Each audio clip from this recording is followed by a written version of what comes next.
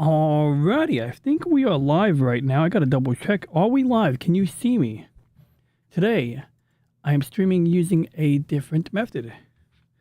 And I'm presently reconnecting my stream deck because, you see, while I was cleaning my desk, or I was cleaning the space under my desk, I was looking for a missing silver bar. And in the process, I may or may not have spilled the remainder of a beverage on my stream deck. And we're going to find out if it works. I think it should work. I did a good job cleaning it. Oh yeah, it lights up. I just plugged it into the USB Type-C port. Oh yeah, that works. Looks easy. My camera's still lens capped. I'm going to just kind of let my hair dry for a minute. And while we do that, I'm going to look for the YouTube chat.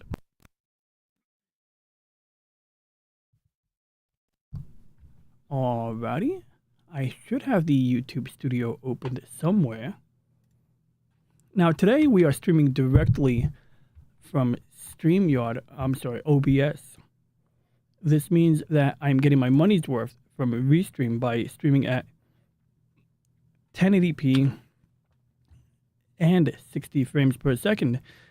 I'm very confused because it looks like we have the wrong name on the stream. So this happens sometimes when I stream using like OBS. So we're gonna go ahead and fix that real quick. So over here it says Monday Fun Day, and apparently that's where I'm live. So this so-called upcoming stream that is also scheduled for today, I don't know what the heck. So let's go ahead and rename it. That's a little confusing, isn't it? Not. I'm just gonna call it not, because I don't want it to give me an error message saying, oh, the file name is the same. So let's fix that real quick. And let this be a lesson to people who stream. What type of lesson? I don't know. But a lesson. Now, on the other screen, we do have some, high-resolution screenshots that I captured in Space Engine. And that is the origin for this screenshot here, which we just applied as a thumbnail. No, this stream is not made for kids. That ensures that people can leave comments, I believe.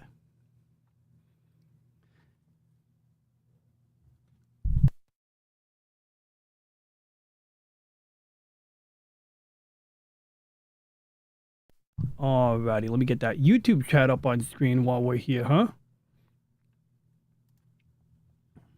And I think I should probably delete that other stream. Now, earlier this week on Monday, I did stream a continuation of Between the Stars. That's the game that I was playing a while ago, like in September, like late September. And after the stream ended, I did record a supplementary recording, I guess you call it, and finally got around to editing and uploading that in order to finish out that particular quest and let people who were tuning in see that.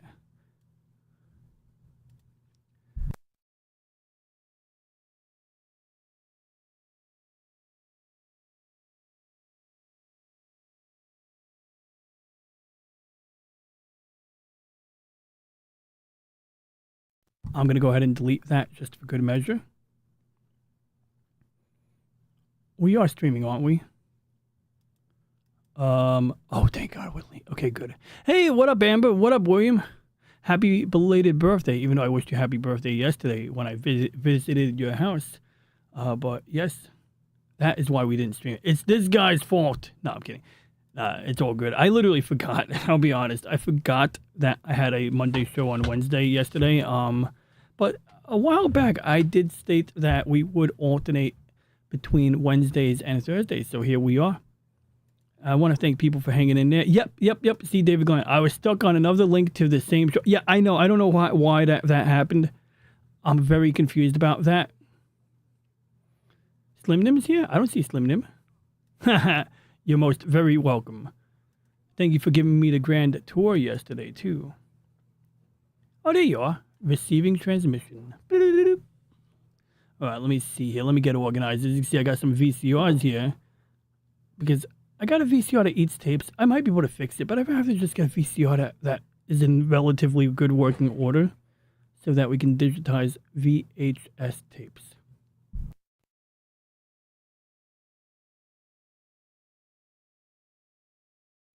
Is this even streaming?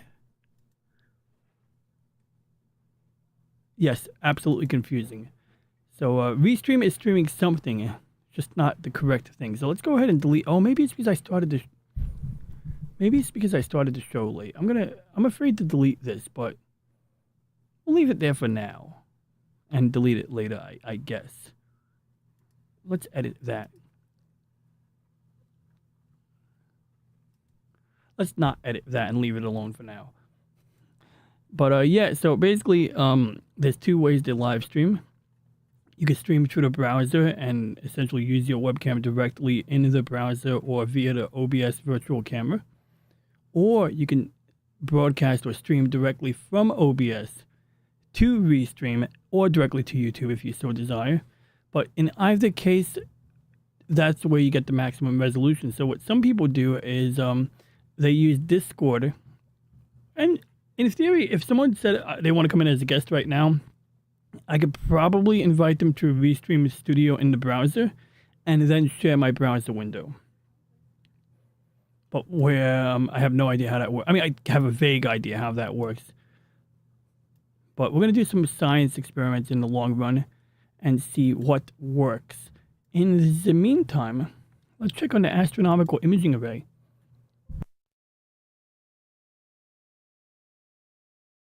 Oh, it also, but let's see if this works real quick. I'm doing an experiment. I don't know if this works. So normally when I stream through the browser, Kick's not working. Okay, let's just turn off Kick for now. Kick is not a pain in the butt. It's just that a couple of nuances I'm still figuring out. All right, we do have a chat here, but unlike normally, I can't use any buttons here to whatchamacallit, like show the chat messages on screen. So real quick, I'm gonna go get a browser plugin that enables that.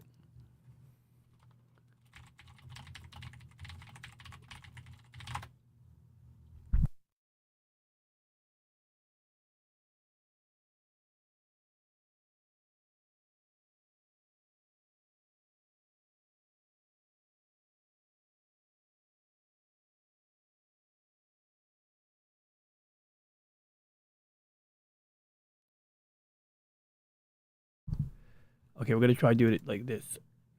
We're gonna go to browser extensions. Let me see. Let me get organized real quick. And I want to thank you guys for your patience today. It means a lot. So there is a way to get more browser extensions. Oh, let me find a remote control for my lamp real quick. I found it. Oh, I couldn't find it before. Good. We can turn on the camera now. That's the truth. Well, partially.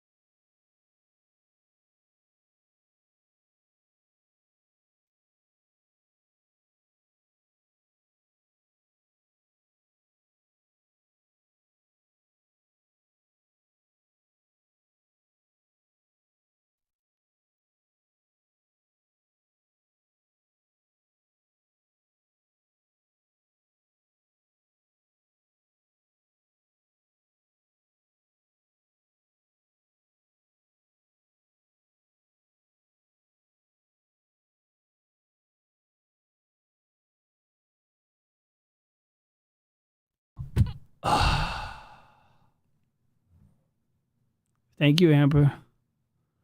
And anyone else who pointed out I was on mute. Yeah. So anyway, we're all over the place here, but yeah, I found my power bank. This thing is so cool. It does wireless charging. Not that I care for wireless charging, but it can be convenient.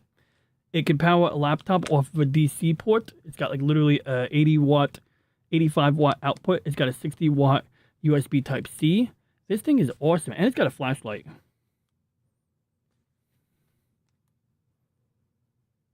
Yep, red and white. Wait. Okay, I don't know why that light's not turning on. It's supposed to have a white light. Maybe I'm doing it wrong. Oh, there we go. See? It's pretty cool, right? It's like a rectangular flashlight, and you can power laptops and things off of it. But yeah, funny story. So I was like, I threw out some like trash, and somehow I had a silver. I gotta tighten that. I need to get a hexagonal wrench and tighten that. Anyway, I was cleaning my desk, and what happened was I lost this silver bar. Because last week it fell out of my windowsill, and it fell into a garbage bag, and I couldn't find it. So I cleaned up, I took out some trash, and then before taking the trash out to the curb, I was like, I gotta double check. So while loading up a garbage bag, afterwards, I couldn't find the silver bar. So right before taking the final garbage bag out of the house, I decided to go and check the bottom of the bag with my hand. And sure enough, this silver ingot was kind of just at the bottom. It's pretty clean considering what it'd been through. It had some water or, like beverages on it. But this is cool. It's a Jaeger. I've shown this before. It's a Jägermeister silver bar. Apparently, they make their own bouillon. Jaeger poured silver. It's a little dirty, but for the most part, it was already kind of weird looking to begin with. Like, this is actually the original look of it. Whereas this dark stuff is a result of me dumping it in the trash by accident. But some people say that adds character to the silver. They say it gives it a patina. Whereas, you got Mexican silver. This is, I think, 80% silver. So it's a little bit stronger. It's harder to dent or scratch, I guess, because it's an alloy. You got the American Silver Eagle. This one is one that I set aside. Slim was saying last week you should take care of your silver. This is the one I set aside for like when I want to do a coin flip or just kind of play with it or admire it. So this is kept separate and out of the safe deposit box because this is just for fun. And I did some experimental painting on it. Didn't really get far. But the Mexican silver is interesting. And the Kennedy, the Kennedy half dollar. And there we go. That's JFK to the left. Or left side of his head, I guess. This is the bicentennial. So you got the Philadelphia Independence Hall right over here. I believe the Liberty Bell is up there. I'm not really sure, but I'm guessing that's where you put the Liberty Bell. But yeah, these are actually 50% silver, so you should not spend them as 50-cent coins because they are worth a little bit more. All right, back on camera. Let's get this webcam out of the way and do something fun. Oh yeah, I was supposed to install a browser plugin for the chat, so let's get that going real quick. So I want to say hello to Lady Mist. Hey, what up, California Ford 44? I love that you made copious use of turtle emojis. I would show it on screen, but we have to download a browser plugin before we can do that. So we're going to go to the Chrome Web Store and YouTube live stream. YouTube chat. I remember I had this plugin a long time ago.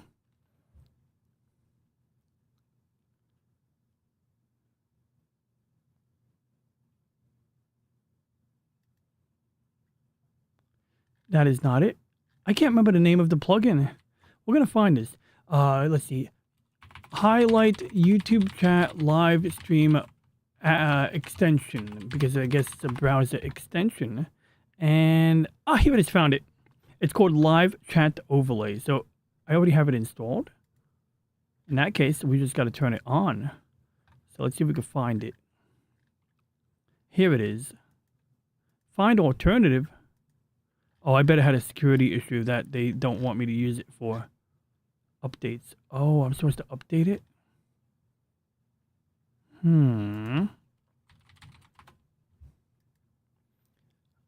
I feel like a boomer right now. Oh, here it is. Turn it on. Boom. There we go.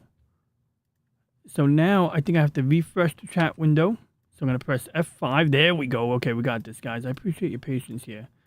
So now I got to go to OBS on my top monitor and I got to tell it to add that window. So we're going to reset the font size. And then we're going to do some astronomical crap. Or maybe we'll do a little... Hey, what up, Salty?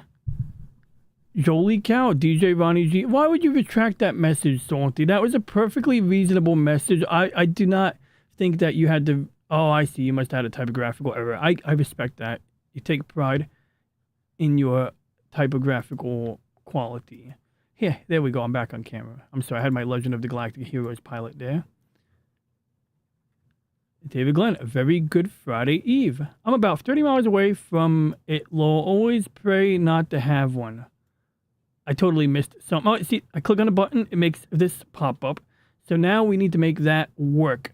So how do we make that work? Well, what we got to do is we got to do this. We got to go add window capture, live chat, and then we got to disable capturing the cursor. And then we click okie dokie, and then we crop it like this. And then we have to resize the window so it's wider so that you guys can see the chat. Then I'm going to take this window, I'm going to put it on my bottom monitor so that it's... Yeah, so I apparently have two different chats, by the way. So here's the other chat from the stream that didn't... Wait, oh, this is from hours ago. This is someone else's channel. Pardon me, pardon me. Right, let's... Oh, you know what I got to do? Lesson. I'll teach you guys something cool. So we got to go here in OBS. We got to go to filters. Yeah, clearly I'm very organized today. And we got to add the color key or chroma key filter. I'm going to try color key. And then we're going to filter out the color black. I believe it's as simple as filtering out black. Oh, if we have any issue, here's what we do.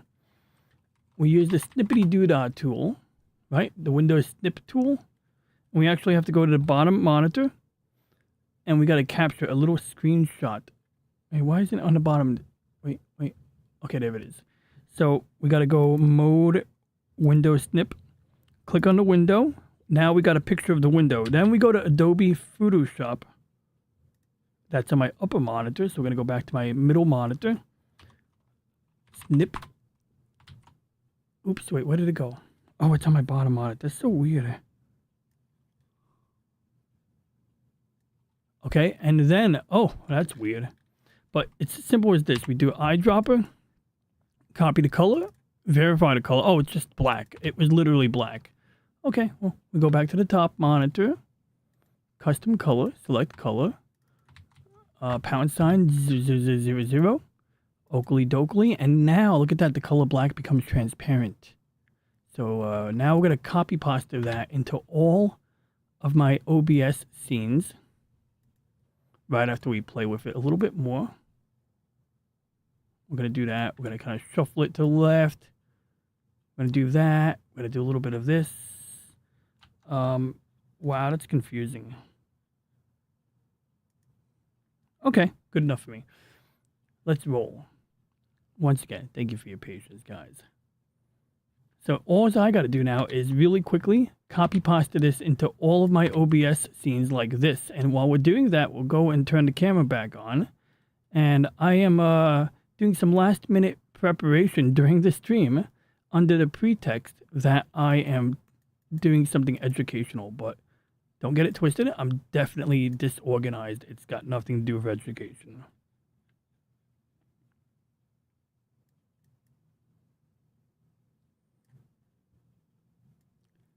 There we go.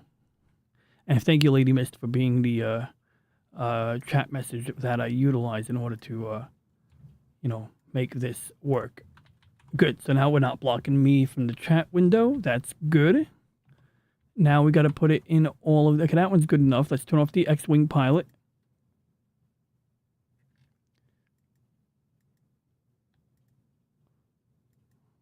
Oops. Let's put it there too, I guess. Now it's blocking the drawing tablet, but whatever. Oh, that's cool. Look what I did. I forgot I did that. I added the pilot to the top in case I need to alternate between the oval and the pilot. I totally forgot I did that. Okay, there we go. Looking good, right? We got that. Are we missing anything? Did I get all of my screens?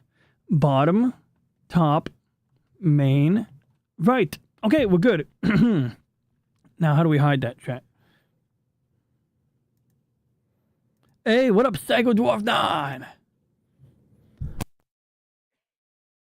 Excuse me. So, last week, I forgot to show you guys something. So, last week, when I dressed up as Petey on Floral from Under a Rock, I added a new component. No, wait, was it Floral? No. When I dressed up as Petey the robot on Snowdub's channel, I stuck a Pentium 2 to my head. And this is a little bit random, but it does have this cute holographic sticker here. But that only represents the CPU chip, which is the core in the middle. If you crack one of these open, you actually have the CPU in the middle, and you have two L2 cache memory chips on either side. And that is why it looks like an N64 cartridge. Of course, this part here is actually facing backwards because it has to be able to send its heat, as it is, I think it has a 30 watt TDP. It consumes 30 watts of electricity. It has to transfer that heat from the microcircuits to this aluminum plate and then to a heat sink and or fan. And you can see the little pins here. It looks a lot like an AGP slot. So you got the little alternating contacts there. Pretty cool, pretty cool. It's kind of cool, I guess. But we're going to put that back down, and I'm going to find a way. I need to duplicate the chat window real quick before I go any further, because I want to be able to see the chat window, and I'm a little bit... There we go, okay. I have no idea what that means, but it sounds smart. LOL.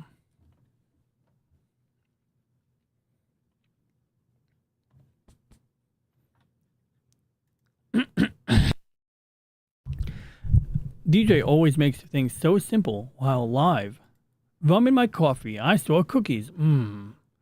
Bailey's rum. Same thing. One year I got Bailey's for Christmas, and then my my aunt-in-law, my cousin-in-law, I guess, yeah, cousin-in-law, I guess what you call it. She was like, "Oh no, that's not for you. That's for such and such." So I fucking don't get to leave with this Bailey's coffee, and I just took a word for it. I was like, "Oh, maybe it's not mine. Maybe I misread the name Ron and mixed it up with Rose." Well, it turns out like a fucking month later, I find out that was my Bailey's cream. Boy, I wasn't pissed, but I was just like, man, I was looking forward to drinking that shit, you know? I mean, like, I get this Bailey's cream for Christmas. You know, you're nice, warm, and cozy on Christmas. Like, Bailey's cream. I'm going to have coffee with this shit.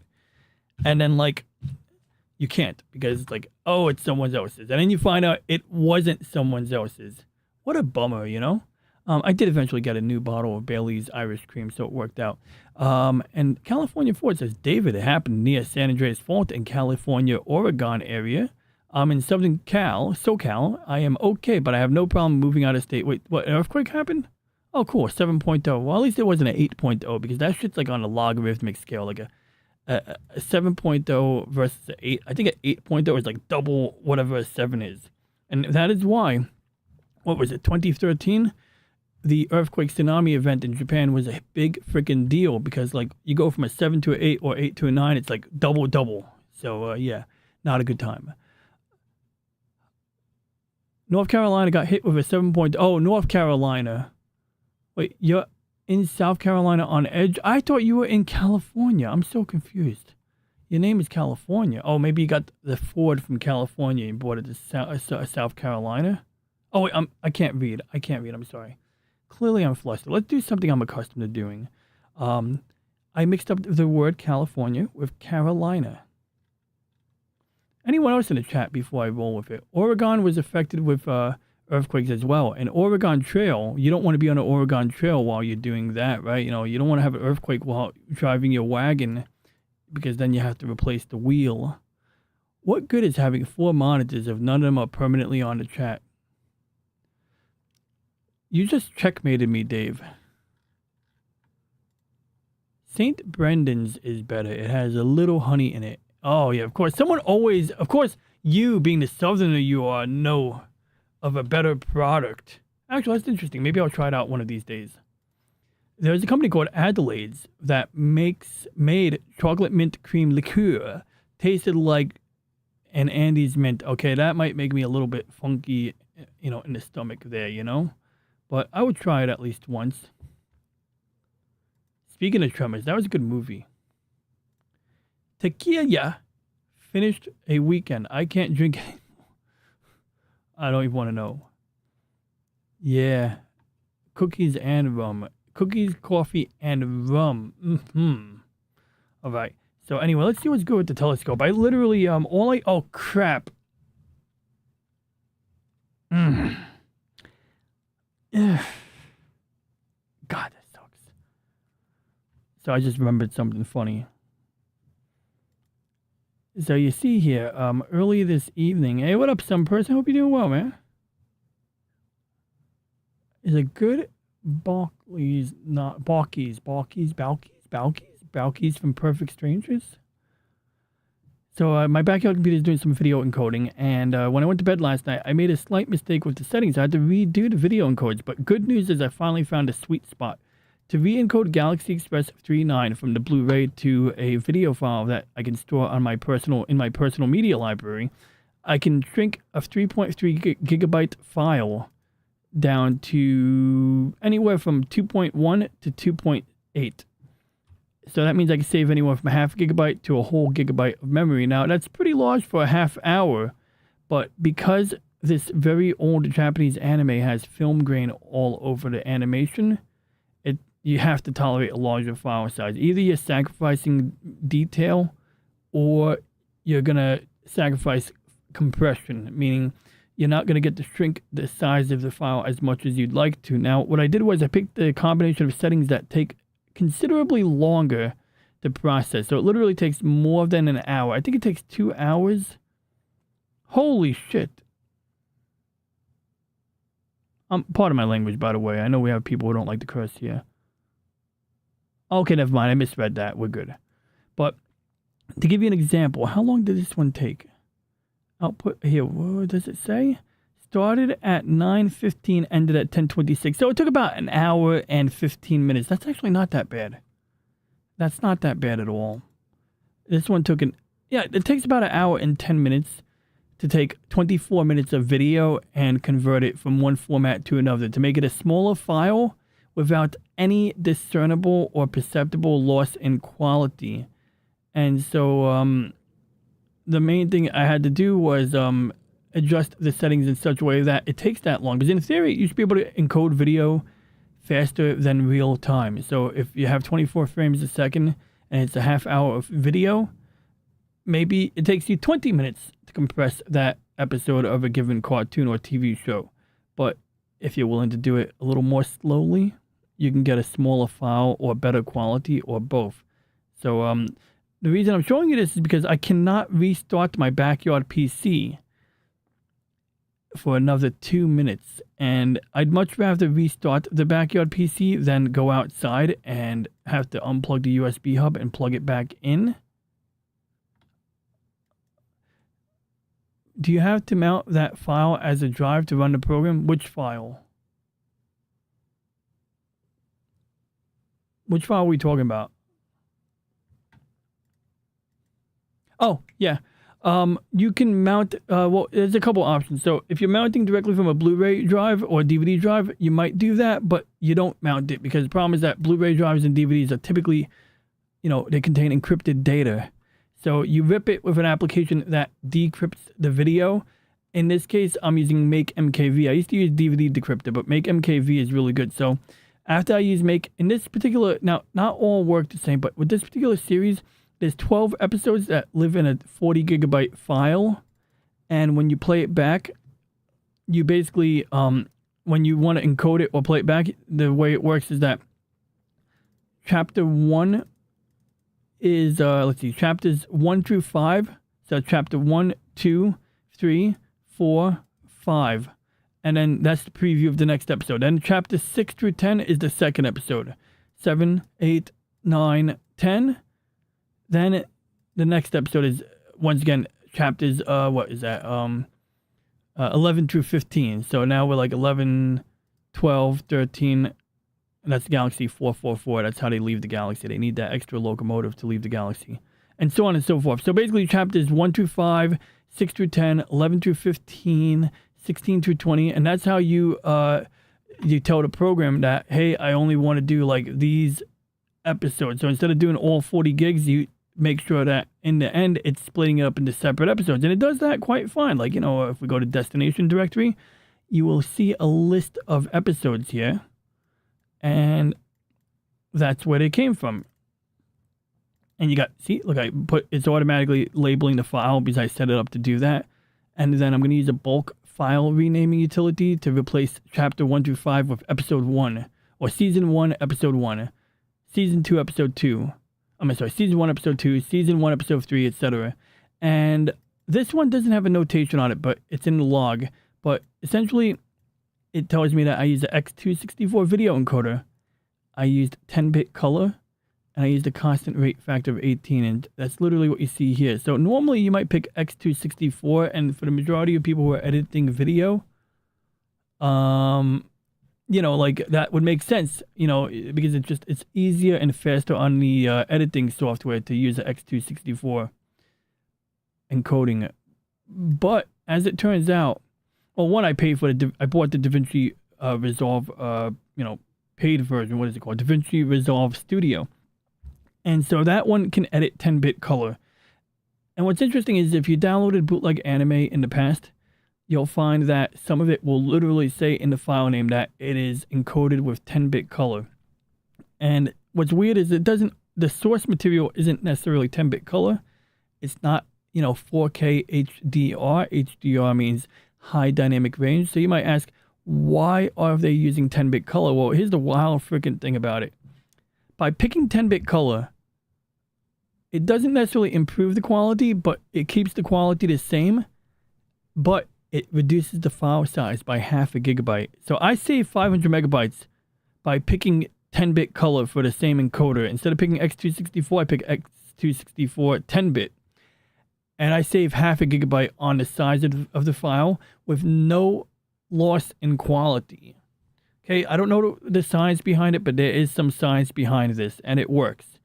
And so, yeah, the other consequence of this is that when you do that, it does take considerably longer to encode the file. So right now it's processing 24 frames a second at barely 8 frames a second. So that means it's taking more than twice as long. So if the episode is 24 minutes, it's taken an hour and 10 minutes to process that. But it's time well spent because, one, the computer doing this is outside. So it's getting plenty of cool air. You know, if it was colder outside, I can actually tell the CPU to run it at turbo. And the way we would do that is we go here to power settings. And we can literally click on a button that says balanced, high performance, power saver.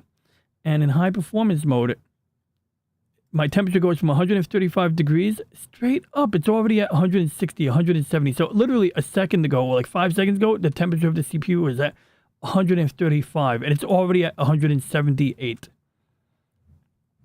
And it's now using 127 watts of electricity.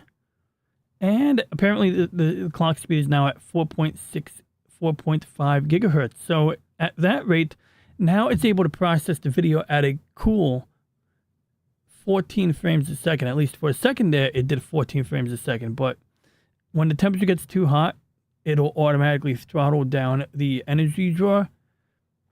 Conversely, if I put it into power saver mode, the CPU will run at 2.4 gigahertz. I literally, you know, set it up so that it maxes out at 2.4. And at that setting, the temperature is now going to drop rapidly. It's at 128 degrees and dropping 125. And it's only using 45 watts to utilize, you know, to draw that amount of electricity. But the frame rate just went down to 3 frames a second. So it's going to take considerably longer to process the video. So I'm going to go ahead, I'm going to crank it up to high performance mode. And basically it's just a matter of making sure you don't accidentally overheat, because the computer might automatically restart if you do that. But you can see now we got that extra performance margin. Now it's running at nearly double, or about double, more than double. It's a little bit less than double, I would say.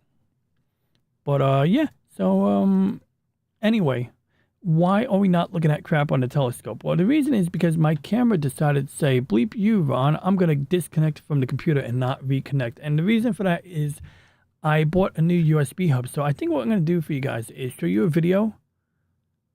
I get it, Amber. I'm boring. It's okay. I understand. I forgive you.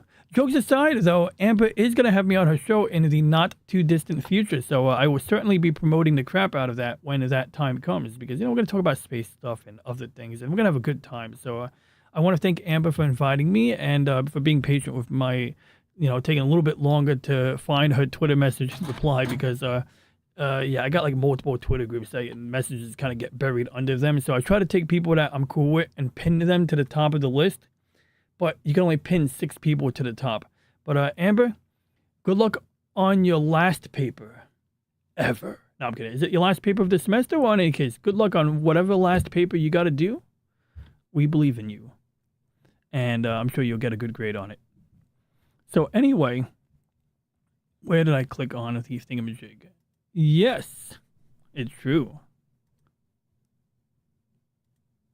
Farewell. Farewell, Argentina. Don't cry for me. I'm sorry, that's a reference to that movie. I must be number 7. No, well, everyone's number 7. Anyone below number 6 is number 7. Like, I just couldn't, it's like, if Jolly or what's his name, Floral messages me, I want Floral to be on the top of the list because, I don't want to miss his message if he says, hey, Ron, are you available to substitute on Wednesday? Because I've missed 1 or 2 of his messages before, so that's why I pinned Floral to the top. And then one time I missed a message from Snowdub on a night when Culture Casino was on. I could have been on a show with Culture Casino. That guy's a cool dude, by the way. I met him in real life. But yeah, so I try to pin people whom I expect who might need to reach out to me, whom, one hand washes the other, and yada, yada, yada. So yeah. For cream and moonshine, I sell add cookies and... Oh, wait, he doesn't sell. I add cookies and cream moonshine and apple pie cream moonshine and a chocolate fudge cream moonshine. Okay, that just sounds like a swirl of nausea. I mean, do you like it? Do you enjoy it? Does it make you sick? How many can you drink before you feel woozy? Oh, good. The video encoder halted. Good, so we're going to fix this right now. So we're going to stop the video encoder at this episode right here. We're going to close the app, and we're going to pray that we can restart the computer without me going outside. Now, if I have to go outside, I have a video ready for you guys that you guys can watch maybe while I step away from my desk. So we're restarting the backyard computer. Uh-oh. The backyard computer's like, buddy, you got all this crap open, and I don't care. Let's close Parsec. There we go. Now, what I was going to do tonight, if we didn't stream directly from OBS, now, why would I... Oh, I remember why I was streaming from OBS. Yes, I have a game that I want to play. Well, I got to close all these browser windows. I got too many browser windows here. Today, I watched a number of cool things. So, let's see here. I got some people bookmarked. I got Dash Attack bookmarked. Because he seems like a cool dude. I think he was on Nerdporvial or something like that. So, I want to check out his video. LCX tested out a stylus pen earlier in her stream today. So I want to check that out. I want to see how did it go? Did the stylus work the way it was supposed to work? I want to know what her impressions of it was. So I think she was using Autodesk Sketchbook. But I know Elle put me on to an app called Ultra Pen or Super Pen.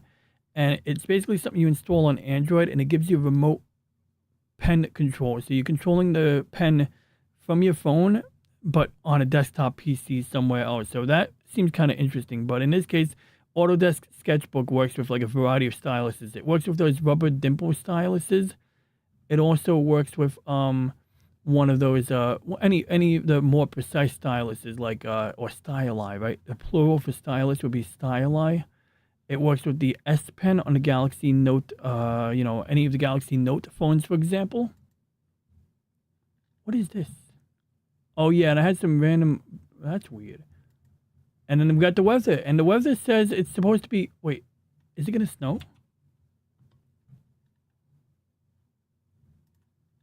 35. Oh, good. It's going to be clear outside. So we really need to be using that telescope right now because...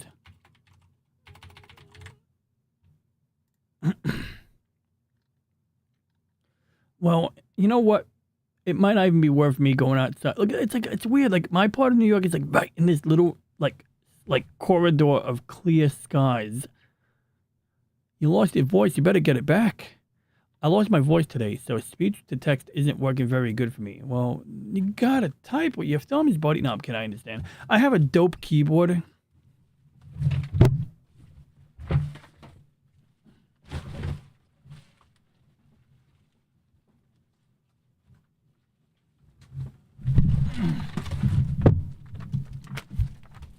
See this keyboard here? Look how cool it is. Look how compact it is. Look at that. So this is a cool keyboard right here. Let me tell you about this. So I bought this because it was really cheap on Amazon. And what I needed was a keyboard that I can use on my phone that was not an Apple keyboard. Because I have two Apple keyboards that are pretty good. They're beautiful. But the problem with the Apple keyboards are if you forget how to pair them, Apple doesn't go out of their way to keep the directions on their website. So you have to watch like 10 videos until you find the right video. And half the videos don't tell you how to pair the Bluetooth keyboard. Because when you want to pair Bluetooth on an Apple keyboard, you're supposed to just plug the USB cable from the keyboard into a Mac, some kind of Mac, any computer running Mac OS, and it pairs automatically. But if you want to pair it using a button, a lot of times the directions will tell you, oh, hold the power button down on the side. It's like, well, my Apple keyboard doesn't have a power button on the side. Or at least one of my two Apple keyboards don't have a power button. So it's like, you got to do something else. You got to hold down like Command and some other button. See, I don't even remember what it is right now. So one of the reasons I bought this keyboard wasn't just for that. But the other reason I should say was because this one supports a 2.4 gigahertz dongle and two Bluetooth devices. So hypothetically, this might be linked to my phone. And this would be linked to my Steam Deck. And this would be linked to the USB dongle that is tucked away right over here. As you can see here, you can take that USB port, dongle out, plug it into your PC or whatever you have. Yeah, you can even plug it into an Android device with the right adapter. And it's just a good little keyboard. It even has, oh, sorry. Look, see, it's even got this thing right over here. So it's elevated ever so slightly. Just a good all-around keyboard. And when I'm at work, what I'll do is, this is a chocolate orange. I'm not just a slob. I want to prove to you guys I have a chocolate orange. Oh, I got something to tell you about that in a moment. But anyway, what I'll do is I'll take my phone, I'll put it like over here, let's say. And then I'll be typing at work. But one of the things I can do is I can take the USB dongle, plug it into the work computer. So I'm using, this keyboard instead of the work keyboard. But by simply pressing function and the Bluetooth, I can switch between the work computer and my phone. So nobody knows I'm typing on YouTube chat on my phone or my work computer when I'm doing this. So it kind of comes in handy. It's got this really cool volume knob on it too. So yeah, pretty cool, and for people who rely on voice type, this might be a decent alternative. Just like not necessarily, I'm not saying you should buy it, but maybe down the road you might see a usage case for something along these lines. And I especially like the versatility of being able to switch between different things. And I like it more than like the brand name, like Logitech or whatever. Hey, what up, Fabric Fold? It's good to see you. Oh, look at that. So he's got aft folds. So I know normally the fabric folds that we talk about are the ones over here, but now it looks like you're into the other fabric folds, the aft. So it's like Star Trek. You got the aft fabric fold and you got the frontal fabric fold. That is clearly... Wait, where's the chat? It's not on. Oh, we got to paste it. I forgot to paste it. Let me do that. There we go. That is the frontal fabric fold as opposed to the aft fabric. Wait, no. That's the dorsal. What do you call it on a starship? In Star Trek, they got the top, bottom, left, and right of a ship.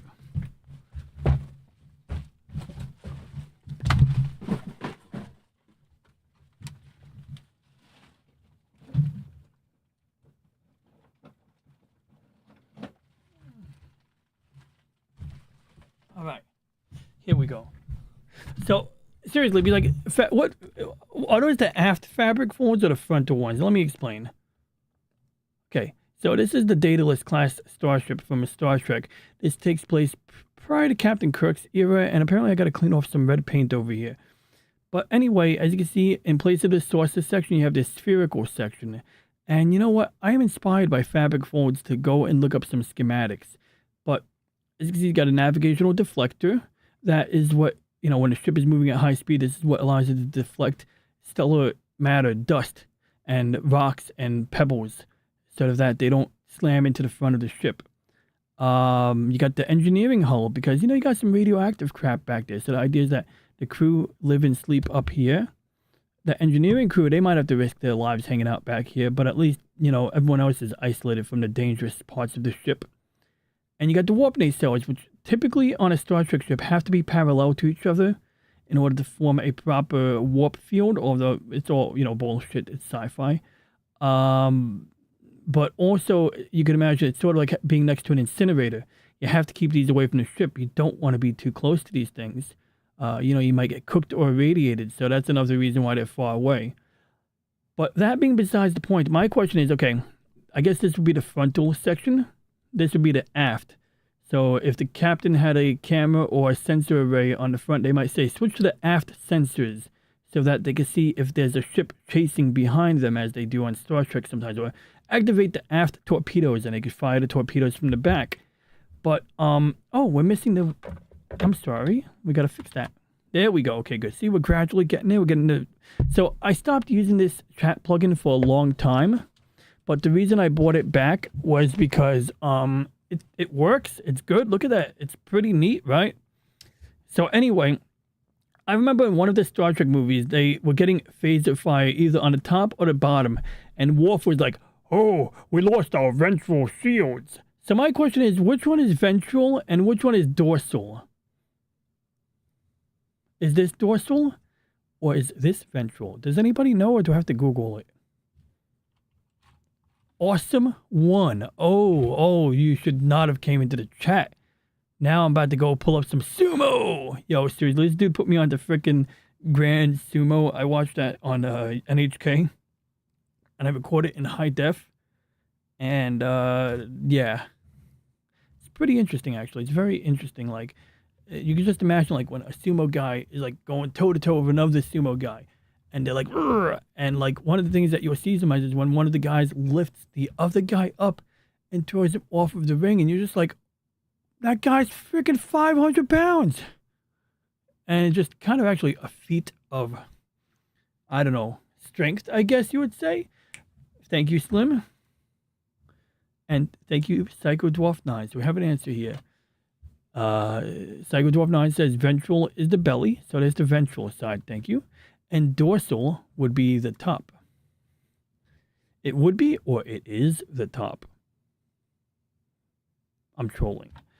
And because this camera has not the best auto exposure, I have to manually override it whenever I do this type of thing. So let me just crank down the exposure so you guys can admire it better. Is that in focus? I can't see. It's too small now. There we go.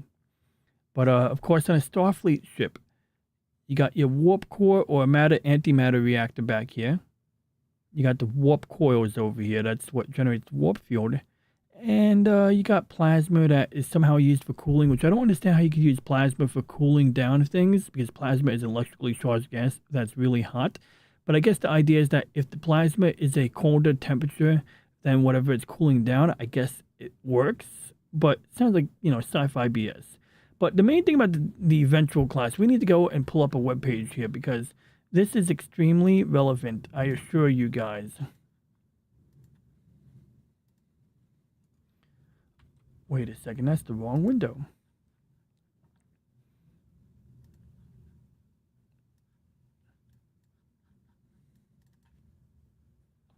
All right, so let me just pull up, what are we looking up? We're looking up Starfleet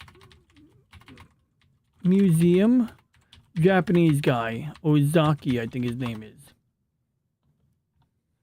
What a goofy looking ship. It is, but if you remember the final episode of Star Trek The Next Generation, what was it?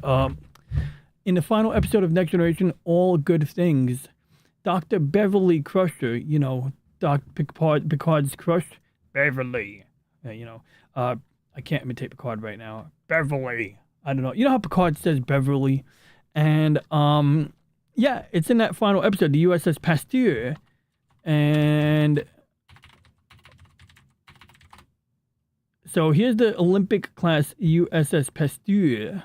Wait, where is it? This thing right over here. Is that an ugly ship? It's a little bit more sleek looking, right?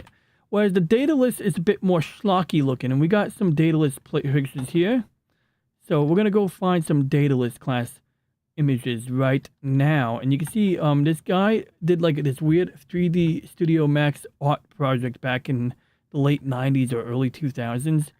And he made up this entire lore about the Romulan War. And it was kind of interesting and fun to watch or read about back in the day. Some people made some videos based on less goofy looking that one. So the thing about the Daedalus class is it's a ugly ship because it is mass produced, right? It's like something that Starfleet, when they finally, when the United Federation of Planets was finding its footing, they wanted to conduct exploration missions. They wanted to, you know, maybe do some kind of defense, but mostly exploration. And this is a simple design, cylindrical, with a ribbed hull for structural integrity. They probably did not have structural integrity fields up at this point in time. Or if they did, you know, they probably didn't rely on them for everything. One of the things that makes a Star Trek ship look futuristic is that it's got an absurd design. Like, there's certain design elements that are structurally unsound, but the logic is that because Star Trek technology is so advanced, they can get away with building crap that is structurally unsound. If the ship is low on petty cash, can I donate plasma? You could, but it would get incinerated. The plasma acts as a heat sink, venting heat into space. That sounds reasonable. Yeah, I can think of that. What's that small keyboard doing next to the keyboard? Oh, that one? That's the video editing keyboard. That's the DaVinci speed editor. I don't know if it's in focus. I can't see my OBS window right now. I lost my OBS window. Yeah, I can't see the OBS window. Yeah. This is the DaVinci speed editor. Once in a while, I use it during live streams to skip through videos. Like, I could literally just kind of skim through it using these 3 buttons. It's pretty cool, actually. But as it turns out, these buttons don't do crap. Because you need to have, like, DaVinci cameras to do multi-camera editing to use these buttons. So these basically are useless. This button's useful. These buttons are mostly useful. These are mostly useful. But these number buttons, you cannot map them to anything else. But the main selling point is that it came for an extra $50. I was able to get a paid license of DaVinci Resolve, and it came with this. And the knob is really just the cool thing. This thing is the coolest part of it. Everything else is like, somewhat useful. But the knob, that thing is darned cool. A while back when I reviewed the Dune movies, oops, sorry about that. A while back when I reviewed Dune, I used that particular keyboard. It does look like an ice cream scoop, doesn't it? But yeah, so mass-produced, strong. It looks like there's some windows on the back. So one of the things I noticed is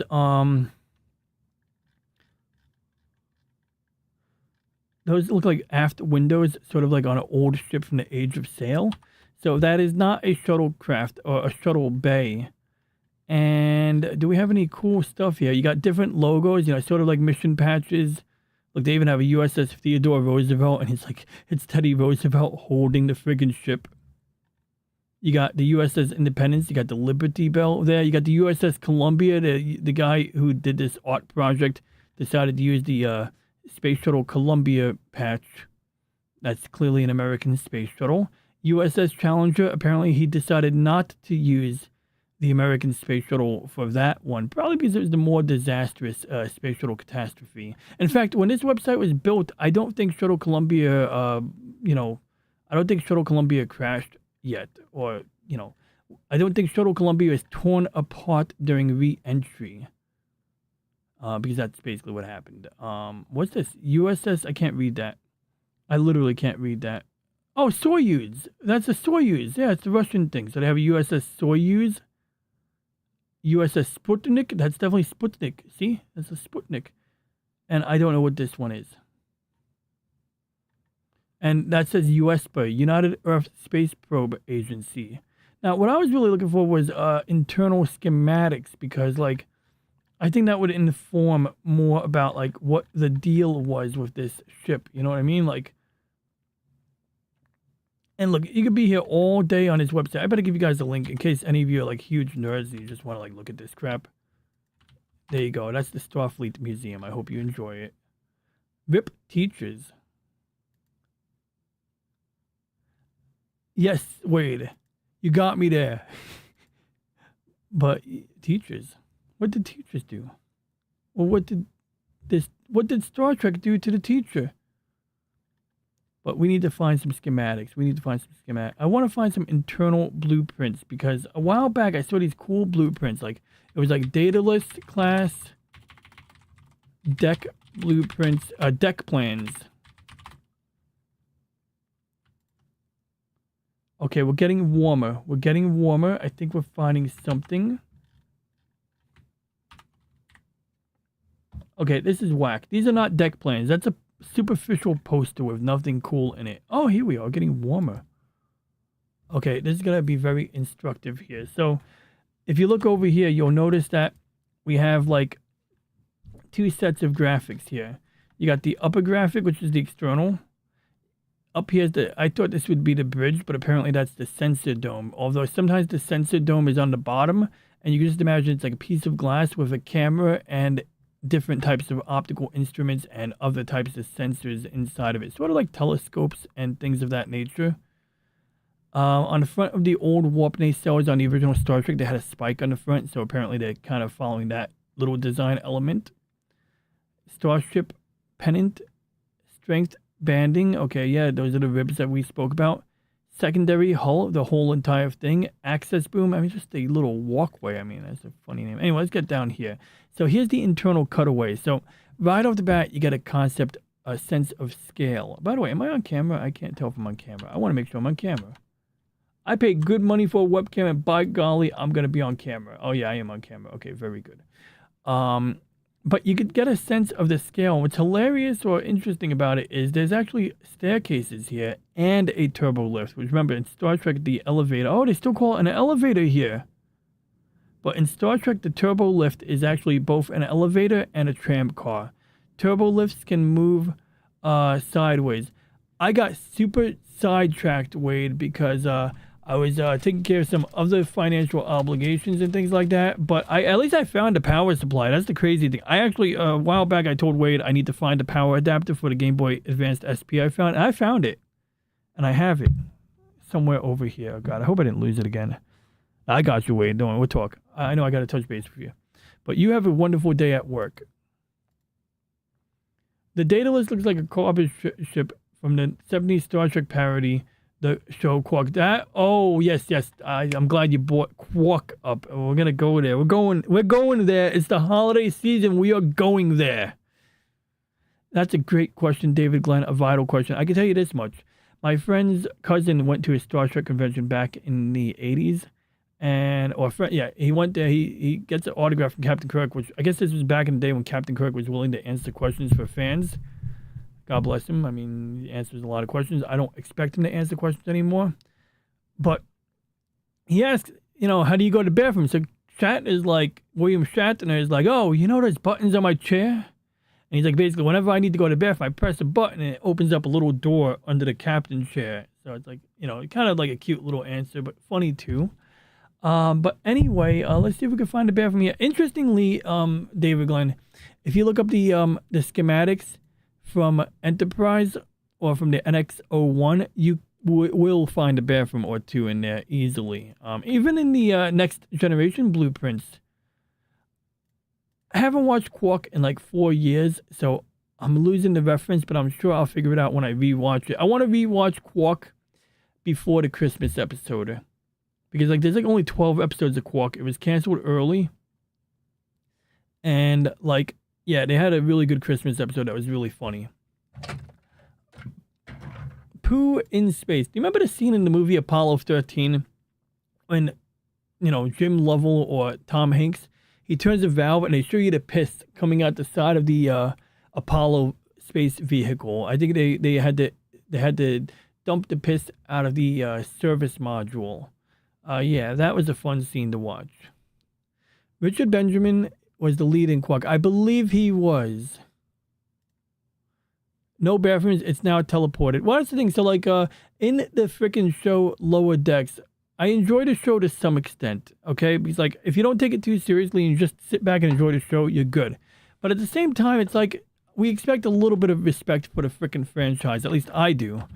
And apparently they want to do a live-action Lower Decks. So this is why I don't fucking watch Star Trek anymore. I'm done. I'm absolutely done with new Star Trek. I'm not having it anymore. I'm not putting up with this crap.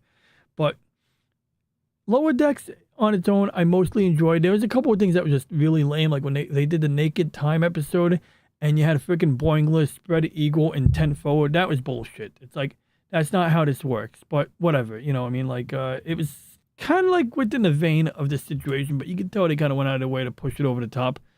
At the end of the day, if I don't take it too seriously, it's not a big deal. And overall, I appreciated Lower Decks because it was one of the new Star Trek shows that actually matched the aesthetic of Star Trek that I'm familiar with. You know, like, things looked like they did on Next Generation, basically. And I'm like, this is great. I could live with that. Like, that's the proper aesthetic as far as I'm concerned. But, you know, hit or miss in between. But it did a lot of cool things, like Second Contact. The idea that First Contact is sort of glamorous, but Second Contact is when you really have to hammer out the agreements, when you have to, like, do the grunt work, you know? So whatever ship shows up for Second Contact, they have the hard work right there, you know? I can't find my mouse pointer. DJ, I wish I could invite you and your chat to my new Starfinder game. Well, why can't you? Do you need a wrench or something? Are you asking for a wrench? Do you want a wrench? You want a wrench? You can have a wrench if you want. But jokes aside, I mean, I put a link. I don't even know what this Starfinder game is, but I'd be interested. I mean, if you drop a link in there, I'll even repost the link so it becomes an actual link. Oh, wait, YouTube filters it. But yeah, let me know if you want a wrench so you can drop a link. The Enterprise deck plans are from the old Franz Joseph book from 75. They even had uniform patterns. Oh, yeah, that's true. I did hear interesting things about the uniform patterns. I remember Kloppy and, you know, all of them were talking about that, you know, and Mark D with a C. That was pretty interesting. I didn't offer you a wrench. I mean, I'll probably give you a wrench anyway. I don't even know who you are, but I think I know who you are. I'm not a gambling man. Oh crap, I can't see the wrench button right now. Okay, I gotta wait for your chat message to move up in the log. I literally can't click on it right now, or at least I can't seem to figure it out. Like, I'm trying to click on the button, it's like, oh, well, anyway, we'll do that later. But drop me a comment, some person. Confirm with me if you are the person I think you are sometime, please. Hey, what up, Lemon Pie? Good to see you, bud. I like ships of this size. Things like the D mod just seem too daunting. D mod. Oh, yeah. You mean Enterprise D?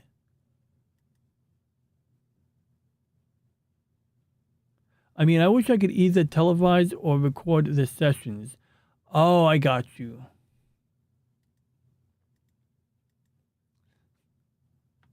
I'm a wrench on 11 stars. I'll take my chances. You tune in enough. And if you are who I think you are, I want you to have a wrench, but dang, I can't find the button now. So that's the one issue with this plugin is I have to open up a whole new window to do that type of thing, apparently. So I'm probably going to just do that after the stream, after I refresh the window. So don't be surprised if next time you tune in, you see a pop-up saying, you are now a wrench. Yeah, that's really being tedious right now, I got to say. Okay, there we go. Good enough for me. So awesome one is some person is not the person I think they are, but they're cool. Good enough for me. So yeah, real quick, let's get back on topic. I'll fudge around with the chat thing after the show or whenever I can figure this out. I'm very Oh, okay, then we're in good company. Maybe if I open up the YouTube chat in a Firefox window, I can fix that. All right, now I got it. All right, now I click on the button here. See, now we got this. Now we got this. Put user in timeout. No. Where the heck is the wrench button? Okay, I'm feeling really, really boomerish right now. No, you're already a mod. Oh, here it is.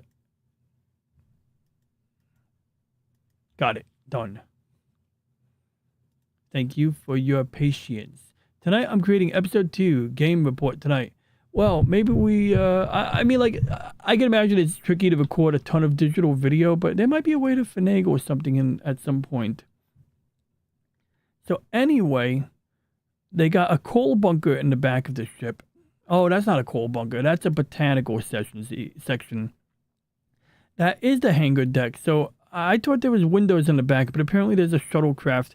There's a single shuttlecraft in the hangar deck. Unless this is like Doctor Who.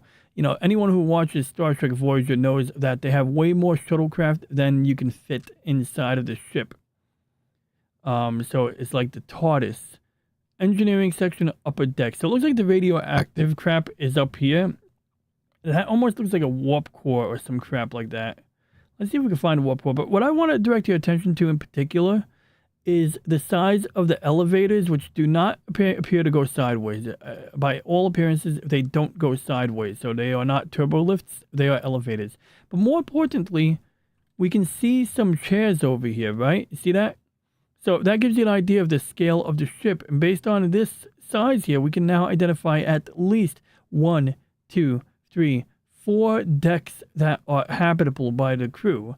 Possibly a 5th engineering deck. And this lower deck area looks like it's housing some crap. And apparently this is called a recreation area. It looks more like a sitting down area. But hey, if that's what people do for fun. Now, up here, that might be the artificial gravity generator, although I'm not certain. Support equipment. Okay, so this is a very vague set of schematics, but sometimes they'll get more specific. They'll label the deuterium tanks or the antimatter pods or any number of, critical things. This looks like some kind of shield generator or something like that. But this one is not the most specific one I've seen. This looks like there's some weird coils in here that help to form the warp field. Here we are. Found it. Deuterium storage. Warp field activator coils. So these are the warp coils. Emergency flush tubes. This is if you had to dump a bunch of superheated plasma out the back. I guess you might do it over here.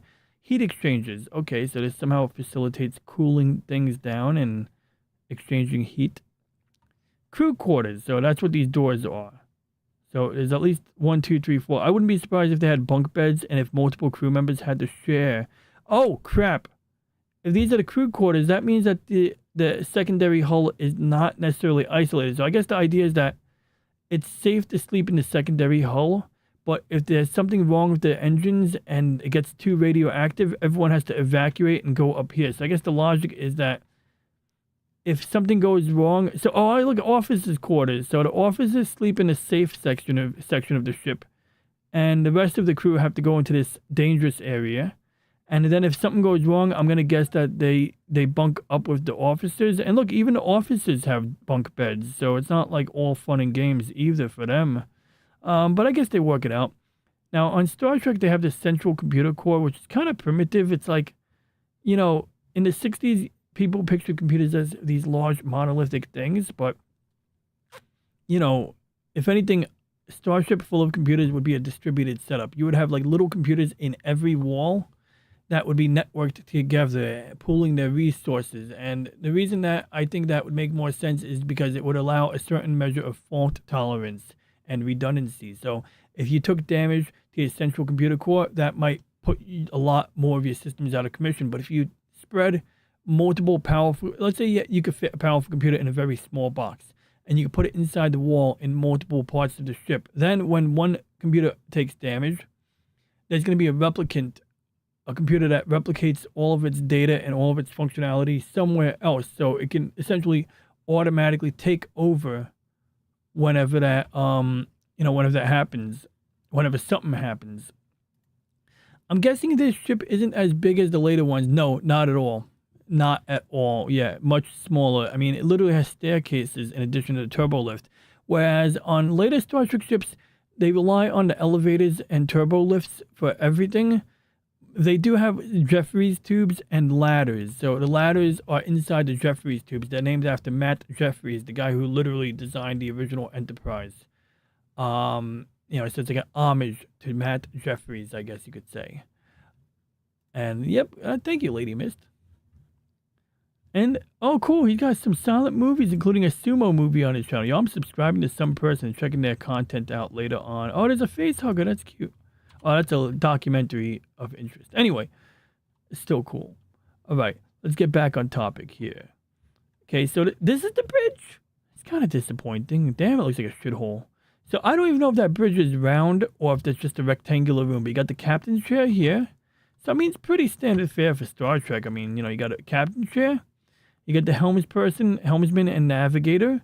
And then you got these little screens on the wall that are above the control consoles on either side of the bridge. And then you got the main view screen, which is presumably tied to a sensor array, although sometimes people believe there should be a window here. Other people argue that, no, you should not have a window here because a window is a weak point on the ship.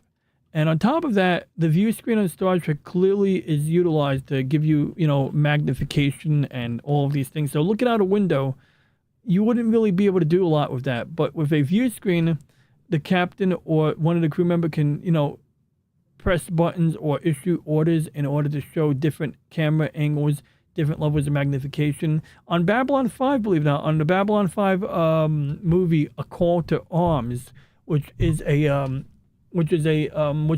Call to Arms is a pilot. Essentially, the pilot. It's a movie, but it's the pilot to Crusade. There's a scene in A Call to Arms where there's a dark cloud with some weird super weapon inside of it. And they don't know what's in it, but somebody has the bright idea to switch between different imaging filters, sort of like what I do with my telescopes. So they're switching between infrared and different wavelengths, different radio astrometrics or radio astronomy imaging capabilities. And after switching between like 3 or 4 different sets of filters or wavelengths, they see something they couldn't see with the normal visual sensors. And that gives them the clue on what part of the dust cloud they need to destroy. At that point, what they figure out is that inside of the evil enemy dust cloud or alien dust cloud is like this net. And it's got these like little nodes. So imagine you got little X's, and in the middle of every intersecting section is like a pod.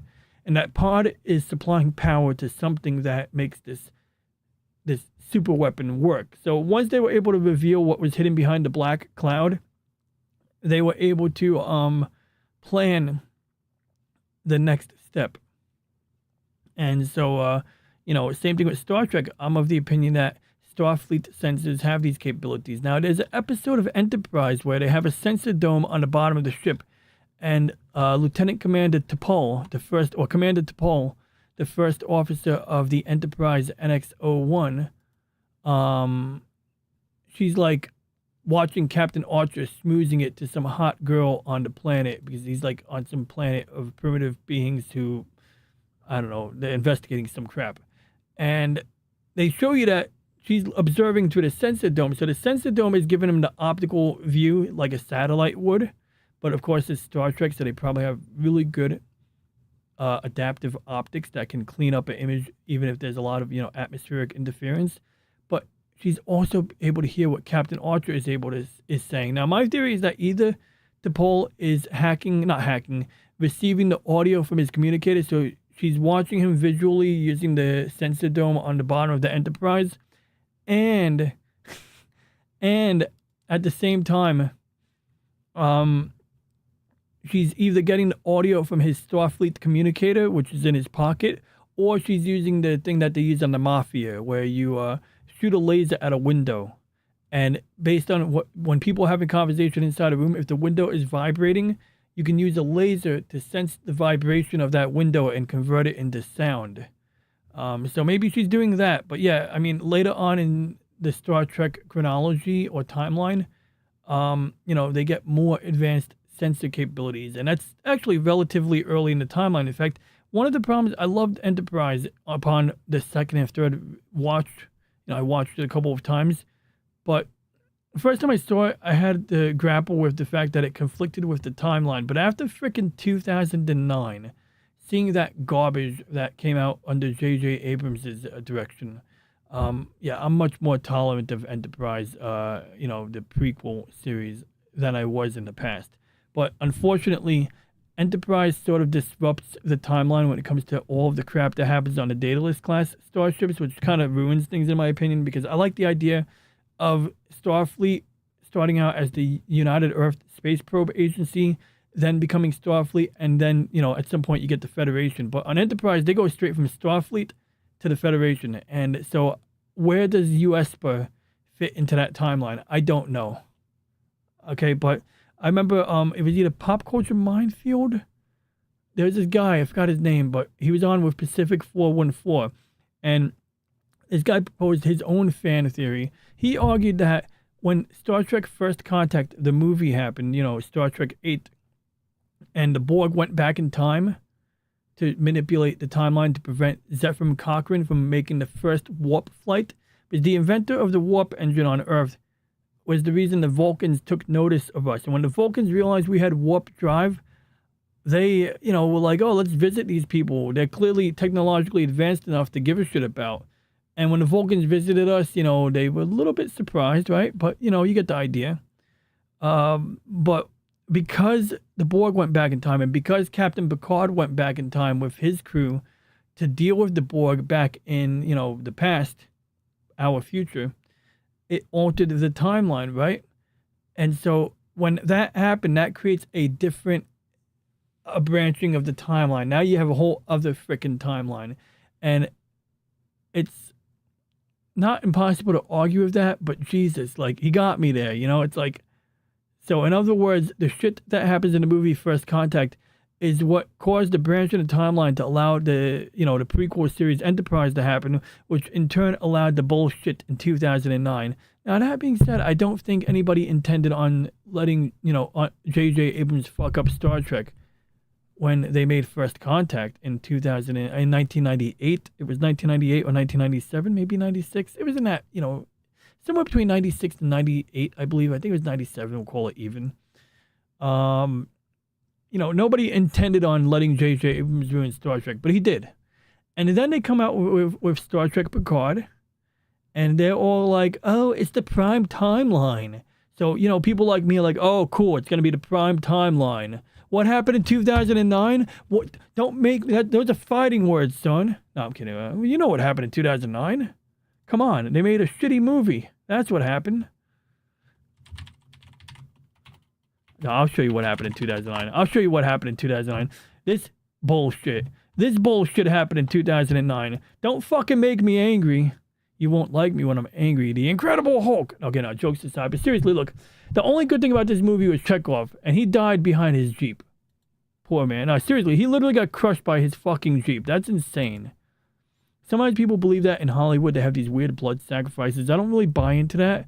But sometimes you gotta wonder. But look, I mean, Carl Urban did an okay Dr. McCoy. Harold and Kumar did an okay Mr. Sulu, and he's not queer. Oh wait, he is queer. And that's okay. It's okay that Sulu is queer, but even George Takei even argued that, you know, when he played the character of Sulu, he was not playing a gay man in the movie. Like, yeah, Sulu is as gay as they come, but, you know, he was just playing some guy. He has a daughter. Sulu has a daughter in Star Trek. Yes, gay men can have daughters, but point is that it was not established canonically that Sulu was gay. And then in the second movie, so this is Star Trek 2009, the first J.J. Abrams movie.